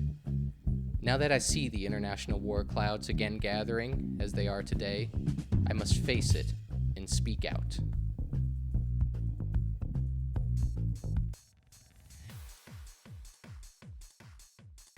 Powerful organizations don't even have to tell you what to say. They can just use their resources to amplify the things that they like to hear. Bald American political commentator Tim Pool recently landed himself in hot water over a business deal that some argue could amount to treason. A mysterious benefactor named Edward Gregorian offered Pool a non-exclusive licensing deal valued at $400,000 a month to essentially keep doing what he's been doing. They would simply repost his content on their own site, Tenant Media. Business majors and counting enthusiasts may be confused on how this could possibly be profitable. Unlike Joe Rogan's exclusive move to Spotify, current Tim Pool fans would have no reason to migrate over from his YouTube channel to the new website. Profit isn't what they were after. It was sentiment. Tenant was merely a front operation to wash the money coming in from Russian state media. Now, there's no account of the Kremlin explicitly telling him what to say on his program, but he was already broadcasting opinions such as, Ukraine is our enemy, being funded by the Democrats. I will stress this again. One of the greatest enemies of our nation right now is Ukraine. Ukraine is now accused, a German warrant issued for blowing up the Nord Stream pipeline, triggering this conflict. Ukraine is the greatest threat. Bradley, could you Google the blowing up of Nord Stream and tell me when that was? Ukraine is the greatest threat to this nation and to the world. We should rescind all funding and financing, pull out all military support. Hell yeah. And we should apologize to Russia. Putin said, perfect. No notes. The cash infusion could be used to expand the reach of the message, running more ads, increasing production value, and reaffirming that he's on the right path, and to keep doing what he's doing. The White House has embraced online political commentators recently, opening up the new media section of the White House press pool, replacing a portion of the briefing's time for questioning with North Korean-style dick riding. We have an individual in our new media seat today. His name is Tim Pool. He's a political commentator and a media entrepreneur with millions of followers, a very big platform. Currently hosts Timcast IRL, a daily news and discussions show, and The Culture War, a weekly podcast exploring cultural and political issues. His programs feature in-depth conversations on topics such as free speech, censorship, identity politics, and societal change, which is a testament to our commitment to bring new voices into the White House to cover the president and this administration. So Tim, why don't you kick us off today? Yes, many of the news organizations that are represented in this room have marched in lockstep on false narratives. Now, in an effort from the White House to expand access to new companies, you've created this new media seat. So I'm wondering if you can comment on, following this expansion, you've had numerous outlets disparage the companies that you've had sit here, as well as the reporters. I'm wondering if you can comment on that unprofessional behavior, as well as elaborate if there's any plans to expand access to new companies. Given the heroic actions of a member of this administration just a few blocks from this building, will the president consider giving the Presidential Medal of Freedom to Big Balls? This is what the White House press briefing room looked like last year, and this is what it looks like now. The difference is all these people standing off to the side. Most of these questions come from journalists in assigned seats. And these are legacy media organizations like CNN, Reuters, The New York Times, and CBS News. But on average, she takes about a quarter of her questions every briefing from people standing on the sidelines. Some are from more established right-wing outlets, and some are right-wing YouTubers. We've even seen Brian Glenn, who works for Real America's Voice and is known for dating Marjorie Taylor Greene. President Zelensky, why don't you wear a suit? Why don't you wear a suit? You're the highest level in this country's office and you refuse to wear a suit. Just want to see if you do own a suit? I want to talk more about the success that ICE is having. You mentioned not one Democrat senator voted to protect women's sports. You guys also consider releasing the president's fitness plan. He actually looks healthier than ever before. Doing tricks on it, reverse cowgirl, full penetration, no lube, gagging on that shit. Full-throated support for the administration in exchange for access journalism, where they provide sycophantic softball questions for proximity to people in positions of power. Once you know one country's boosted somebody for being a shill, it's hard not to schizophrenically investigate every celebrity that you don't like.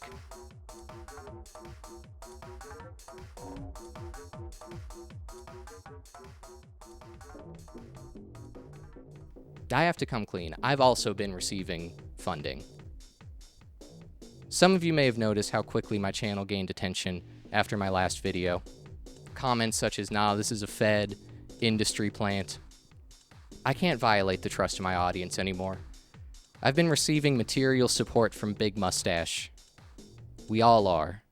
It's the Video Essay Mustache Industrial Complex, or VMEC. George Soros and BlackRock pay us to say gay shit on the computer instead of joining a trade union. You think I want to do this? I wanted to be a hibachi chef.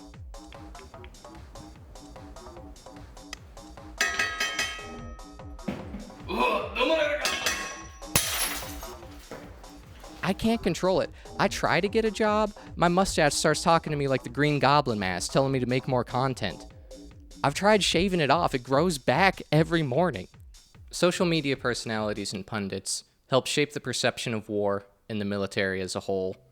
One sector of online entertainment that's exploded in popularity in the last few years is the vetfluencer. What the fuck did you just fucking say about me, you little bitch? I'll have you know I graduated top of my class in the Navy SEALs, and I've been involved in numerous secret raids on Al-Qaeda, and I have over 300 confirmed kills.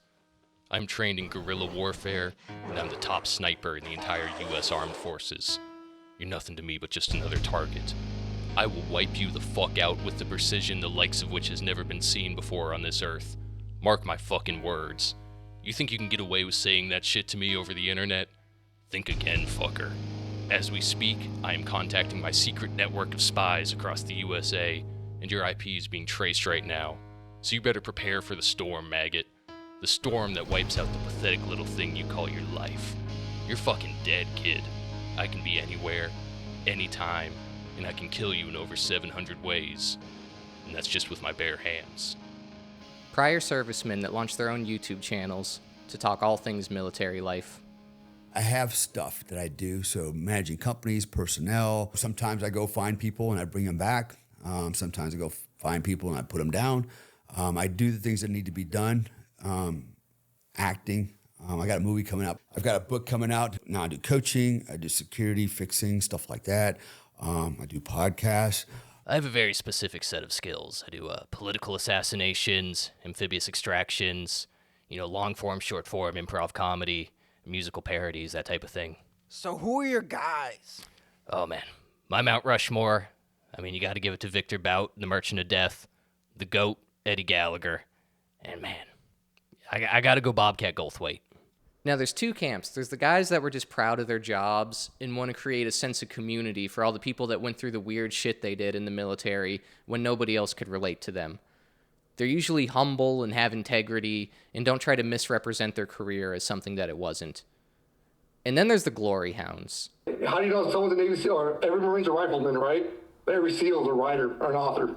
Yeah. They can't stop, but we used to be semi-professional. Now they just I did this and I did that. I punched Bin Laden and Hitler, all this bullshit. And it's just sad because you guys are supposed to be the best of us and you're just lying to people. Yeah. Like, you're making young men join the military thinking they're going to be, fucking Clint Eastwood. It's not the case. Yeah, exactly. That's the main issue that I have. Like, they're selling like a false bill of goods on what it's going to be. You're going to be the guy rappelling from a helicopter, one hand with an Uzi. It's like you're probably just going to be bored as shit in a desert, fucking fixing Humvees. Yeah, and your wife cheating on you. Like your wife's cheating on you. Your kids call you by the first name. It's like, Jesus. It's not, dude. It's a thankless job if you're genuine about it. But if you're a scumbag, you can tell these guys are just dirtbags. It's like. Basically, they always thought it was honor, courage, commitment, right? Mm-hmm. Those are things like, you're supposed to buy into it. Yeah, the core values.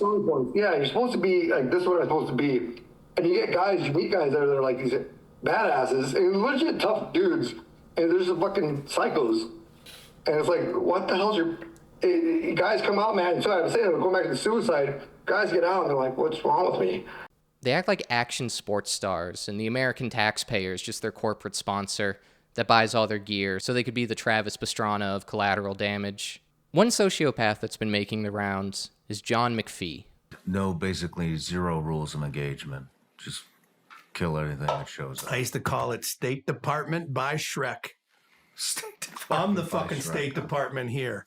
I make the decisions. Kill everybody. Drive my truck to the top of the mountain, past the tanks. There's fucking savages, the tanks shooting, like total fucking chaos, right? There's press. We had to fight our way through the press. We had a guy almost shoot the press. It was great because we would kill hundreds of people in a fucking day. Like, yeah, show up. We'll kill you too. We don't even care. Like, one of those guys, we fucking low vis shotgun breached the front door, right? Fucking held his family hostage, told his family, contact him till he gives himself in. Fucking guy turned himself in like 3 days later in Mosul or some shit. You know what I mean? We took his family hostage, just fucking in his family home. Like, we got his sisters, his grandma, his mom. Like, yeah, we did a lot of weird shit. Recommend you initiate administrative procedures to terminate Sergeant Major McPhee's current MOS, being a Green Beret, and revoke his Special Forces tab. Sergeant Major John McPhee's serious misconduct while assigned to United States Special Operations Command reflects a deficiency in the professional judgment and personal integrity, calling into question his ability to adhere to the personal and professional standards required of a Special Forces Sergeant Major. All of the reasons: adultery, DUI, and detainee abuse investigations. So what you see there, and why that's redacted, is the reason he was removed from Delta Force. It's a little bit different story than he's told about getting divorced, and that's why, according to the investigation here, was because of excessive abuse of detainees. He has told me in reference to that everyone was doing it, and he had done a lot worse things than he had even gotten fired for. That goes against everything this funny green hat stands for. The oppressor liber, to free the oppressed. And that's not even the worst of it. A cab out of Jalalabad towards Tora Bora Mountains and hitchhiked all the way till I got there. All by yourself? Yeah. Holy shit. Yeah. And then... I mean, how the fuck do you blend in? You wear savage stuff? Muhammad Jihad, La Durga Durga, Muhammad Jihad, Muhammad Jihad. Oh, shit. Come on, Gary. Act. Durga Durga, Muhammad Jihad. Oh, Durga Durga Durga. Told you he was Top Gun. I've never seen acting that good. He's amazing. And that worked? Yeah. No terp, no nothing. Just shut the fuck up. Yeah, and then, like, I had to act retarded at a couple of the checkpoints, you know what I mean? Like, got the AK to the chest, and, it's like, if I open my mouth, I'm dead.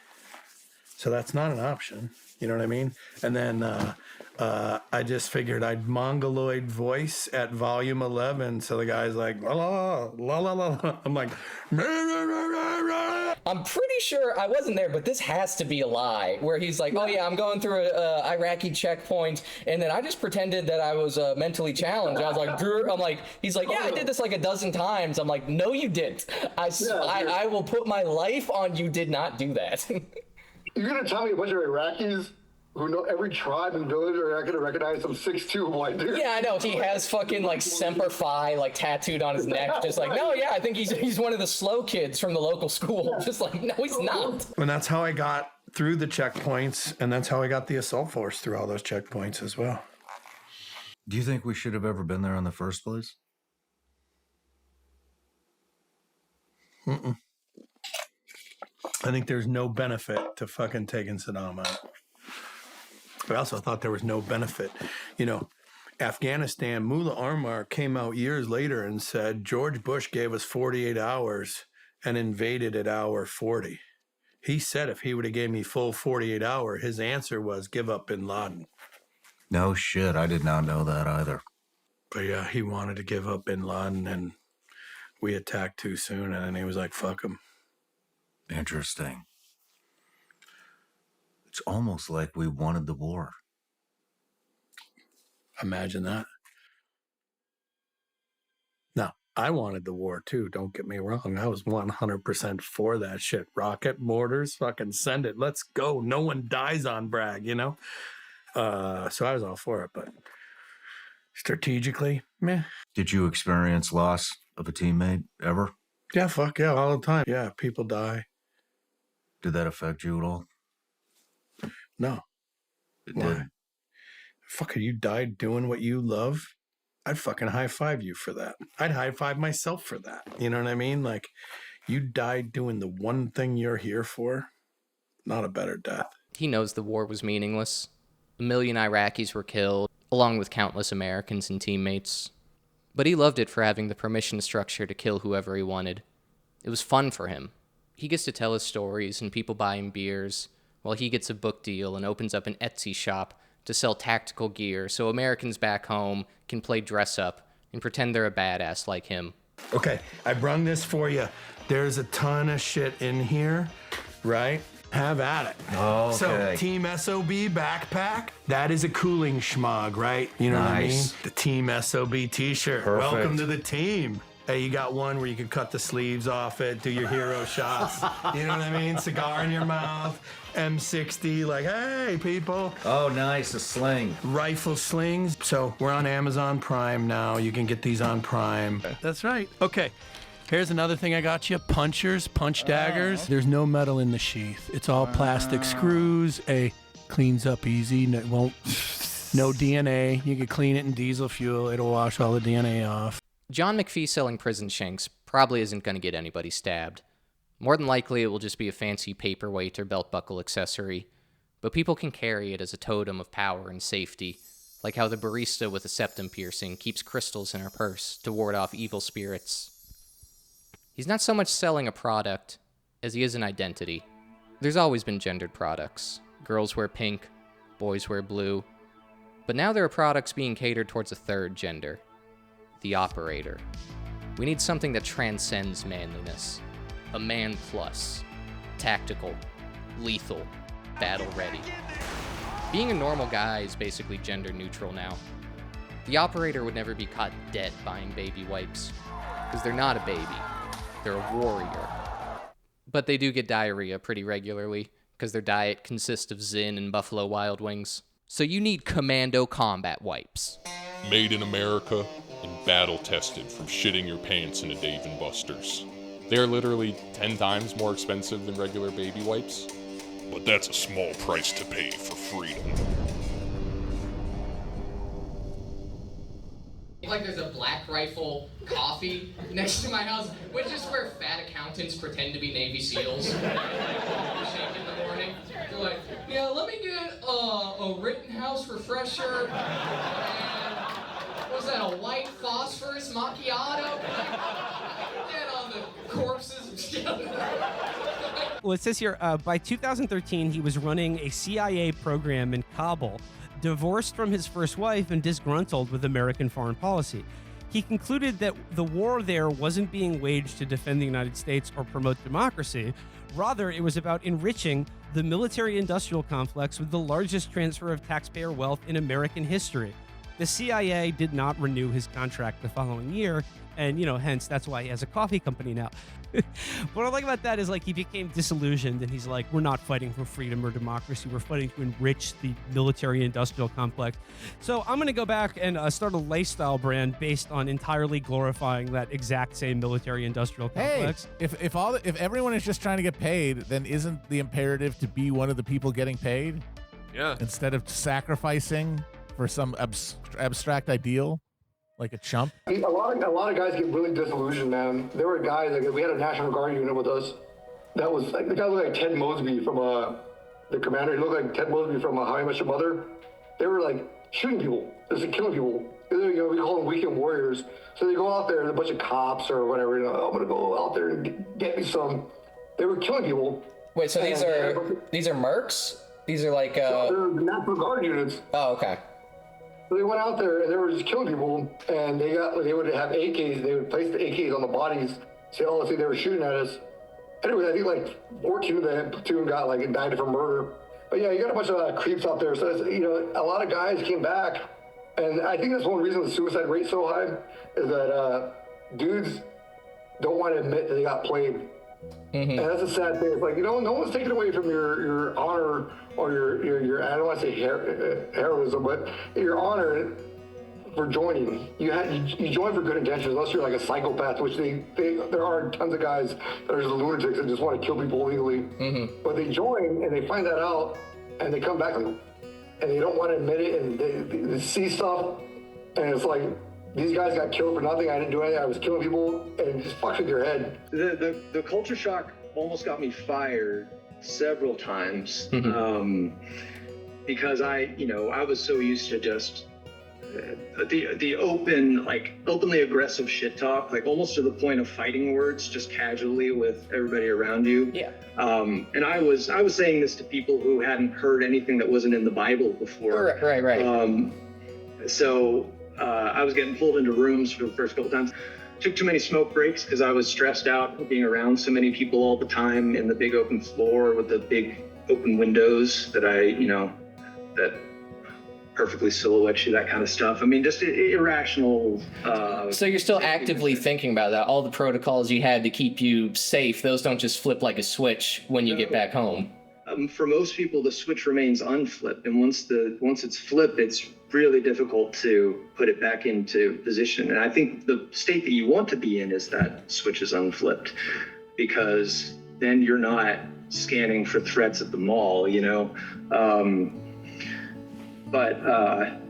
It's definitely like once you have felt that unsafe, it's really hard to feel any semblance of safe again. Mm-hmm. Yeah. Even back here. And the weirdest thing that will trigger you, like I got a job with a machine shop close by here after I got my degree with the GI Bill, and their break room was somehow almost an identical copy of how the National Guard unit had their hangout tent set up when we first appeared on site in Baghdad, and the table was wrapped in plastic. And that detail meant that every time I went in that break room, I was on the verge of hyperventilating, and I kept having to go in there to do training and stuff and get other stuff. And so I was having like these internal, and I was trying not to show it as much as possible. It was just making it worse. But it just, because that room looked like a tent that I saw for like a week before we broke it down, just being able to momentarily shift my mindset to a completely different environment outside, and what that meant for a year really made it hard to be there. And so I left. I only lasted a week there, and I was doing good work. The parts that I made were great, but I couldn't go in that friggin' room. Yeah, because it's just like you kind of zone out for a second, then you're like, wait, what country am I in? Like you just kind of like get like transported back like almost immediately. Yeah. Like the basic iPhone alarm, the wah wah wah. That's the fob alarm, just without the incoming right. Between them. So I couldn't hear that for years without freaking out. And main coping mechanism was to go outside and smoke like 6 straight cigarettes. So thankfully, I've switched to this. I don't know if that's much better. You have this thing called TAPS, which is like transition assistant programs to help you get used to the civilian world. But it doesn't tell you much. It's like a bunch of platitudes. Plan ahead, do this. Nothing to really help you. And the fact that it says, hey, no one's gonna care. In this world, hey, okay, I'll help you out. You're in the Marines, I got you, brother. But in the civilian world, no one gives a shit. I mean, there was a time where I was down on my luck. I tried to get a job at the post office. And I go in there, and this guy was like, oh, you missed, you have a 2-day gap in your driver's license. Like, oh, I had to go in for an eye test. And the guy's like, oh, well, we can't hire you. And I was like, what? And like, yeah, bro. He goes, oh, you're a Marine, right? He's like, yeah, you'll get over it. I re-enlisted once. Another aspect of this that I haven't mentioned is that that sudden stability you get gives you a lot of ideas about what you're ready for. And so I got married very, very fast while I was in visual training. Very common in the military. It's almost like Mormon-like to get married, within knowing somebody like 6 months, because you're going to move. You have to leave, and then it's like, oh, I got this girlfriend. She's kind of cool. I don't know her that well, but it's like, I don't want to lose her. And then also you get these benefits too. Like you get to live on base housing. You don't have to live in the barracks anymore. You get all these perks. You get cost of living allowances. So it's like, there's a lot of incentives, and you might do it before you're ready, or choosing somebody that's, kind of rushed. Maybe they're not the person that you thought they were. I saw no fewer, I think it was 5 contract marriages that I saw without even looking for them. It was just 2 people who were not in love, had no actual traditional ideas of marriage. They were only married for the benefits. And that is not uncommon. I had a contract marriage in the Marine Corps. I married my girlfriend because I was planning to marry her, but we weren't quite there yet. Yeah, so you got pushed into it too early too. Yeah, I was like, well, the thing is, I was like, I didn't do the proper sacrament, so I was like, that's my saving grace. But it was like, I was going to go to Afghanistan and come back with 14 grand or come back with 35. Okay, you sold me on it. And because they married at 20 years old, they really know each other. They were just young, dumb, and full of and next thing you know, they're fucking miserable. And you said they pushed it too soon. And then these guys never really mature because all they know is the military. That's not being a person.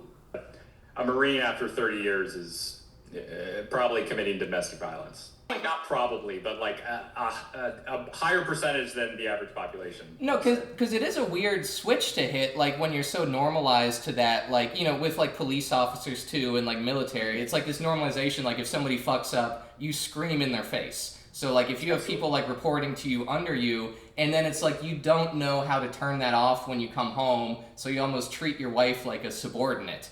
And there's a lot of that, just going over to like friends' houses in the military, then you like see how their dads talk to their mom, and it's like they're not hitting the domestic switch, just like, oh no, it's dad time now. Like they're still locked into, why isn't this done? Like, right beneath the surface. We got a big firefight. That guy got his head blown off. That little Irish guy had to carry his body. It was like this was all gone from here. And he came back, and I haven't talked to that guy in years, but he was like, you see like his face, he was only 21 when he got out. And his face is just like, he's just older than I look now.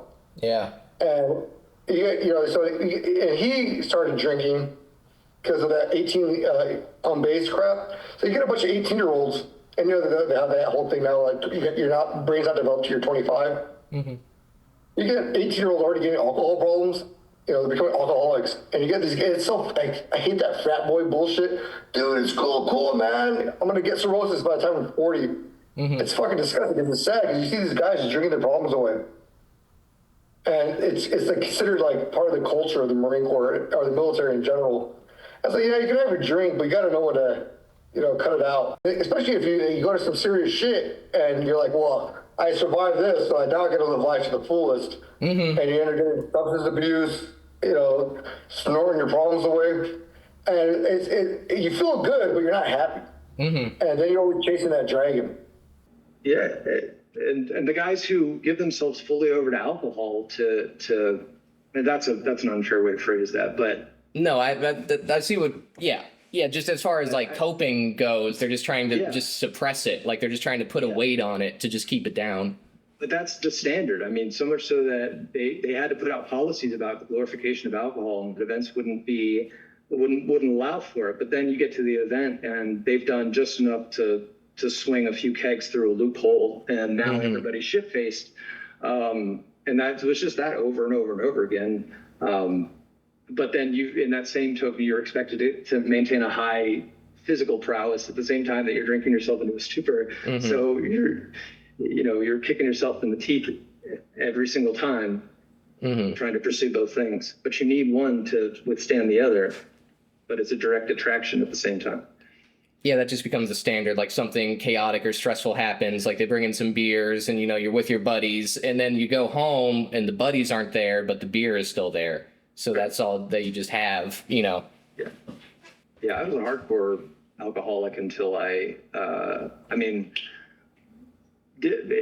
opinions will differ, but I distilled my own DMT and got to the bottom of some shit. But not everybody's going to do that. Not everybody's going to see the concept of being backed into a corner as an opportunity to try some new things, try some things that you wouldn't necessarily try otherwise. Psychedelics were really I won't say cure, but they allowed me to find a path through that explained all the bullshit and allowed me to reframe into something, some semblance of humanity, which I've been working on. The use of psychedelics and MDMA therapy have shown positive clinical results for the treatment of veterans with PTSD, and is a promising step in the right direction in healing those that suffered from their service.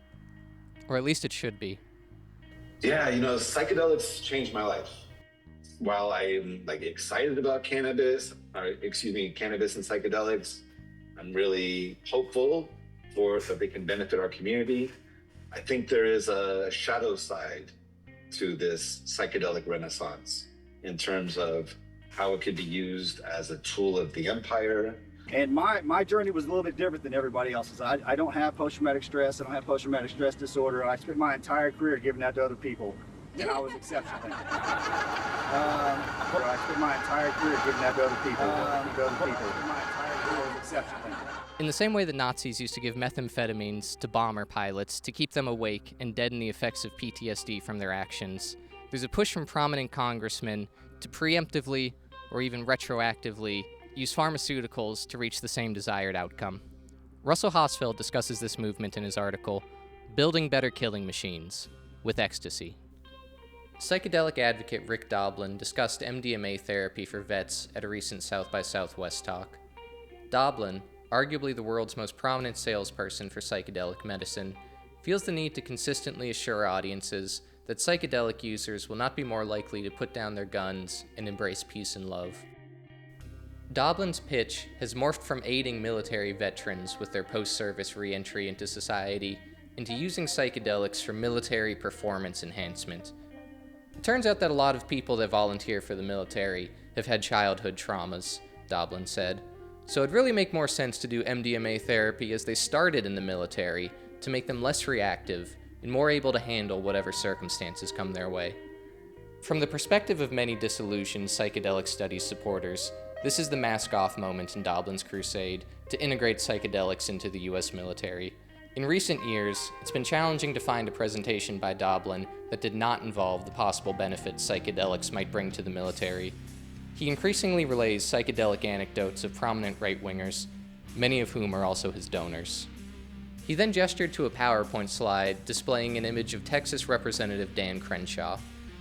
Psychedelics don't change the personality of veterans. It's just like they've had a reset, read the accompanying quote. Speaking on Crenshaw's behalf, Doblin explained this to mean giving psychedelics to a veteran won't automatically make them some pacifist hippie. But what Crenshaw is talking about is psychedelics as a non-specific amplifier. So if I come from a collectivist orientation, psychedelics can confirm for me that the world is interconnected and interdependent. If I come to psychedelics with an objectivist perspective, then they can confirm for me that I am the center of the universe, that everything revolves around. Right. And for troops that are trained in domination and American exceptionalism, psychedelics can definitely reinforce that too. I thought of psychedelics as intrinsically liberating. And that's because pretty much everybody I knew in college who tried mushrooms or LSD had similar realizations. We're all connected. Life is love. The trees can feel us. The planet is alive. But the world's wealthiest tech bros take psychedelics and they have an entirely different trip. It's showing them dreams of monarchy and feudalism and leaving the earth behind. And sadly, I've had to accept that a tech bro on acid is just a tech bro on acid.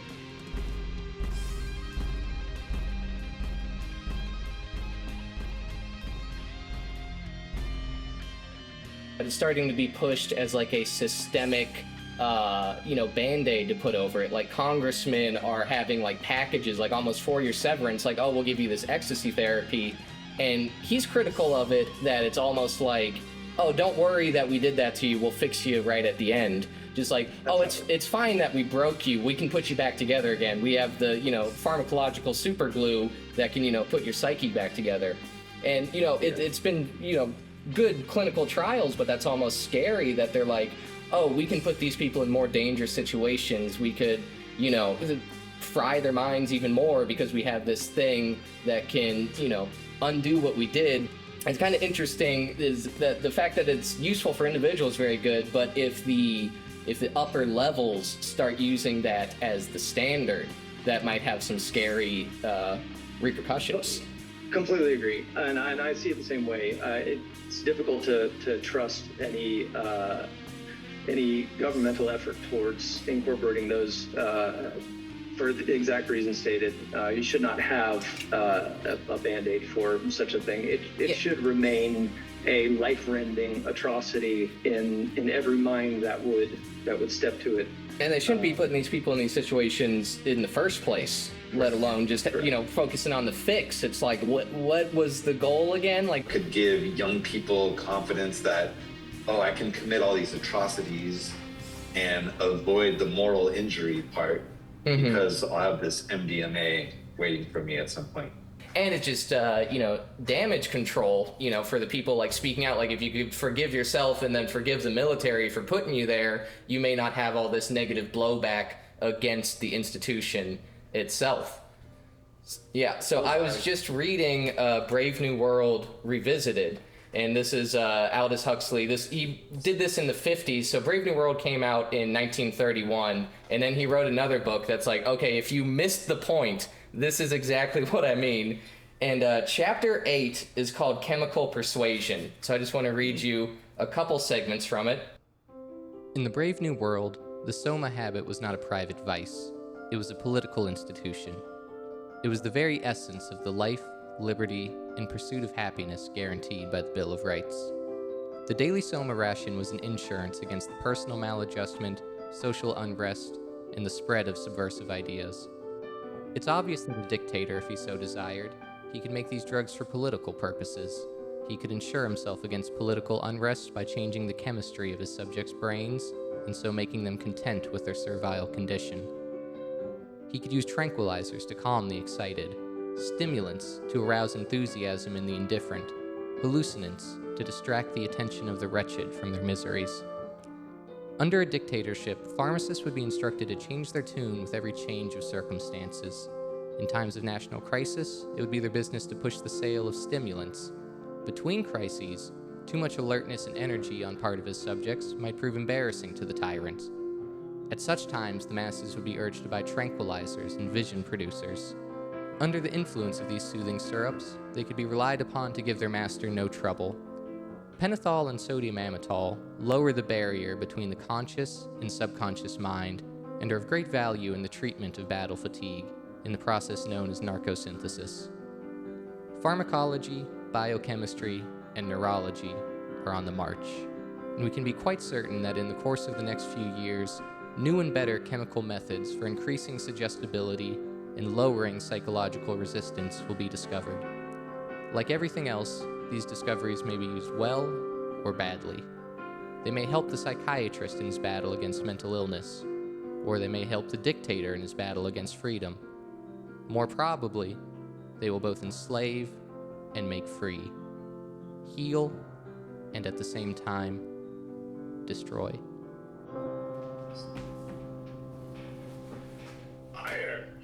Your warning about these therapeutic methods, is it, so you still encourage the veterans to heal, and like you found it like beneficial. Is it just a warning about the institutionalized nature of it and them like bastardizing it?